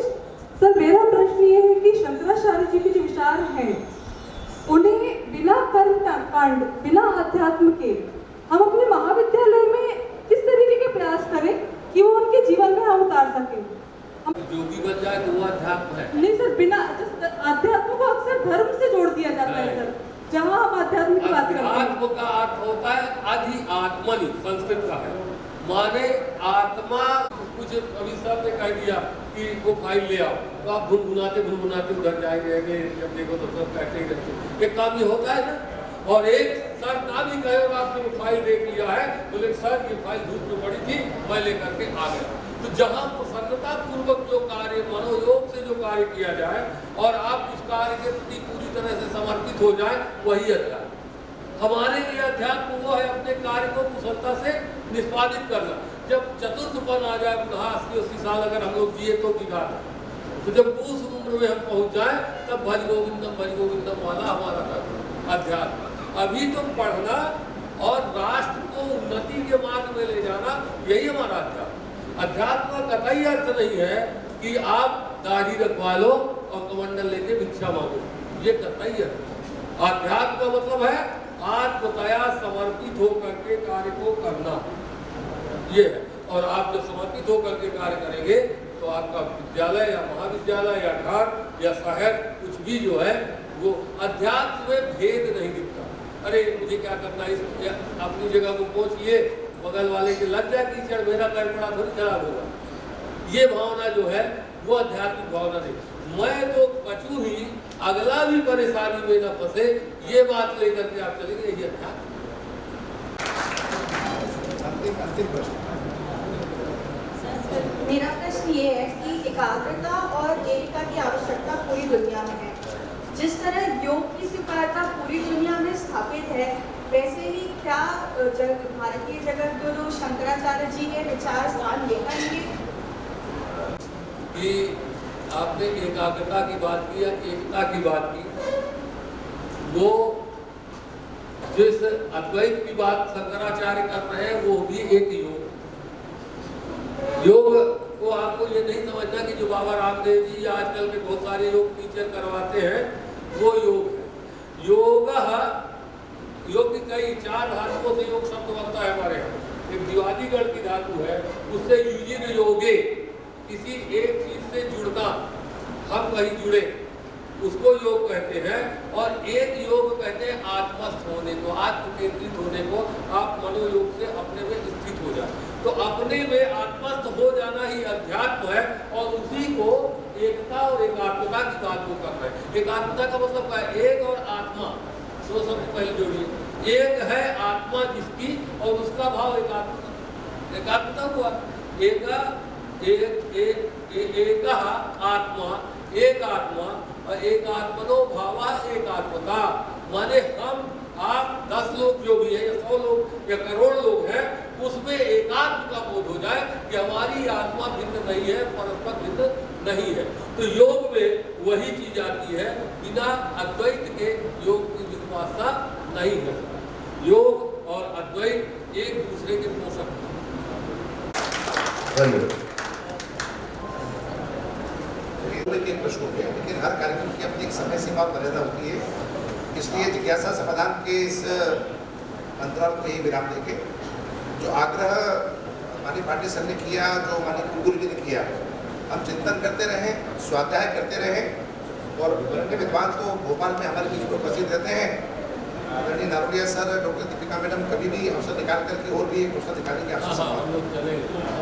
अभी हमारे बीच में डॉक्टर रमन मिश्र जी उपस्थित हैं, राष्ट्रीय संस्कृत संस्थान में माननीय प्राध्यापक हैं और विद्याभारती उच्च शिक्षा समिति के माननीय पदाधिकारी भी हैं। तो पंचांग के संबंध में आपको जानकारी देंगे यहाँ पर माननीय विद्यार्थी। सभी को नमस्कार। हमारे माननीय निदेशक जी जब से उन्होंने दायित्व ग्रहण किया है, नित्य नई नवीन नूतन उपलब्धियां हमारे परिसर को प्राप्त हो रही हैं। बस मैं 2 मिनट का समय लूंगा। पूरे भारत में हम देखते हैं कि कई बार आप लोग भी जुड़े रहते हैं। अब कई आधुनिक बच्चे हैं तो उन्हें ऐसा अनुभव नहीं होता, लेकिन जो सामाजिक लोग हैं उन्हें कई बार बड़ी विषमता दिखलाई देती है। पता चला कि दीपावली कब है तो कुछ कह रहे हैं कि 2 दिन पहले है, 2 दिन बाद है। होली कब है तो आज जलेगी, कल बुझेगी, परसों बनेगी। कई प्रकार की ये चीजें। एकादशी कब है तो विविध प्रकार के व्रत हैं, त्योहार हैं, उत्सव हैं, पर्व हैं। इनमें भारत में कई बार हमने ये देखा है कि कई प्रकार की हमें कुछ असुविधाएं देखने को मिलती हैं। एक बड़ा संकट रहा। जब से हमारे निदेशक जी आए, इन्होंने एक बहुत बड़ा निर्णय लिया कि पूरे भारत में एक ही पंचांग रहे। इस दृष्टि से आपने कार्य किया और भारत के श्रेष्ठतम ज्योतिषियों की एक कार्यशाला की, बल्कि 2 बार 15-15 दिन की कार्यशाला की और एक ऐसा पंचांग बनाया जो पूरे भारत में व्रत पर्वों को बताने वाला सर्वोत्कृष्ट पंचांग बने। ये आज हमारे निदेशक जी ने कार्य किया और उस पंचांग का निर्माण हुआ, जिसका विमोचन 7 मार्च को यशोभूमि में भारत की माननीय राष्ट्रपति द्रौपदी मुर्मू जी ने लोक को अर्पित वो पंचांग किया। तो वही पंचांग आज हमारे निदेशक जी यहाँ भी लाए हैं और हमारे गणमान्य अतिथियों को दे रहे हैं और आप लोग भी उसे प्राप्त कर सकते हैं। मैं निदेशक जी से निवेदन करूंगा कि बरकतुल्लाह विश्वविद्यालय के कुलगुरु जी को पंचांग समर्पित करें। हमारे विद्या भारती उच्च शिक्षा संस्थान के राष्ट्रीय अध्यक्ष उपाध्यक्ष माननीय अकेला जी को समर्पित करें और नरोला जी को समर्पित करें। बहुत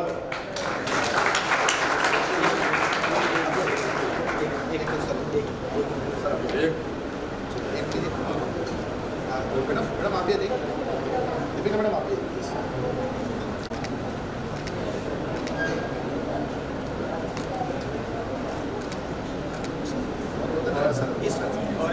इस पंचांग आप लोगों को प्रसन्नता होगी जानकर कि इस पंचांग का नामकरण भी हमारे यहाँ के अत्यंत संस्कृत के विद्वान और बहुत बड़े स्कॉलर राजा भोज के नाम से भोजराज पंचांगम, यह इसका नामकरण भी उन्होंने किया।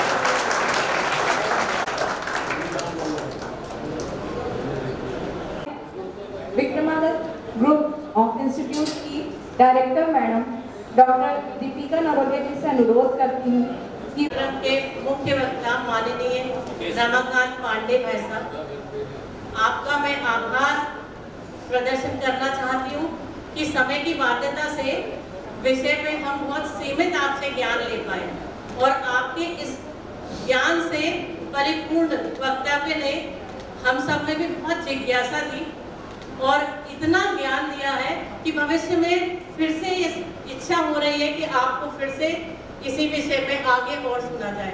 तो आपको भाई साहब बोलना पड़ेगा कि हम आपसे समय फिर से लेंगे। कुछ जिज्ञासाएं बच्चों की भी रह गई है, वो भी पूर्ण हो। साथ ही बरकतुल्लाह विश्वविद्यालय के कुलगुरु श्री जैन भाई साहब को भी मैं बहुत बहुत आभार प्रदर्शित करना चाहती हूँ और मैं आश्वासन देना चाहती हैं कि जिस न्यू एजुकेशन पॉलिसी जो मध्य प्रदेश में इम्प्लीमेंट हुई है और हम भाई साहब के मार्गदर्शन में संस्थान में इस पॉलिसी को संचालित कर रहे हैं और उसका मुख्य उद्देश्य है होलिस्टिक डेवलपमेंट और मल्टी डायमेंशनल इंस्टीट्यूट भी डेवलप करना। तो एकेडमिक्स के साथ साथ हम ऐसे आयोजन को भी मुख्य बिंदु में लेकर चलते हैं ताकि आप बच्चों को ऐसे लाइफ स्किल्स के लिए भी मार्गदर्शन मिले, तो भविष्य में आप किसी भी दोराहे पे खड़े हो और आप कभी भी असमंजस की स्थिति में हो तो कहीं ना कहीं आपको ऐसे वक्तव्यों से बहुत ऊर्जा मिलेगी। साथ ही मैं आज के कार्यक्रम की आयोजन समिति के हमारे भाई साहब डॉक्टर शशि रंजन अकेला जी, वो आयोजन समिति में थे लेकिन हमारे मुख्य मार्गदर्शक थे जिन्होंने इस कार्यक्रम की रूपरेखा जिस तरह से सोची थी उस तरह से हो पाई और सार्थक हो पाई। भाई साहब मैं आपका भी धन्यवाद देना चाहती हूँ। साथ ही संस्थान के चेयरमैन श्री आदित्य नरोलिया जी का मैं धन्यवाद देना चाहती हूँ कि आप हमेशा हम लोगों को प्रेरित करते रहते हैं कि हम इस दिशा की ओर भी कार्य करते रहें। उपस्थित पूरे विक्रमादित्य परिवार और गणमान्य अतिथि, प्रेस बंधु, आप सभी का आभार व्यक्त करते हैं और भविष्य में भी आप सबका इसी तरह से सहयोग की कामना करते हैं। धन्यवाद।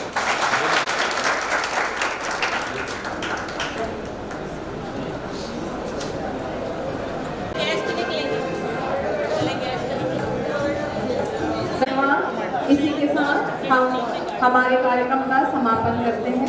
इसमें हम लोगों ने बच्चों को यही संदेश दिया, आप लोगों ने इतना सब्र किया है। ये जो कुछ भेद दिख रहा है, हम लगता है कि तुम हो, मैं हूँ, ये मेरा देश है, ये तुम्हारा देश है, या ये बड़ा है, ये छोटा है, इससे उबार करके अद्वैत उन्होंने सिद्ध किया। अद्वैत का मतलब हम सब एक हैं, हमें वही परम तत्व, वही ईश्वर निवास करता है, जो मुझ में निवास करता है वही तुझ में निवास करता है, इसलिए हम लोगों में परस्पर भेद नहीं है।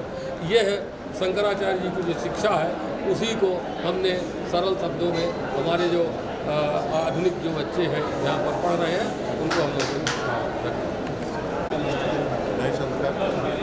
बच्चों को नए संस्कार स्थापित करें, संस्कार के बारे में बताया।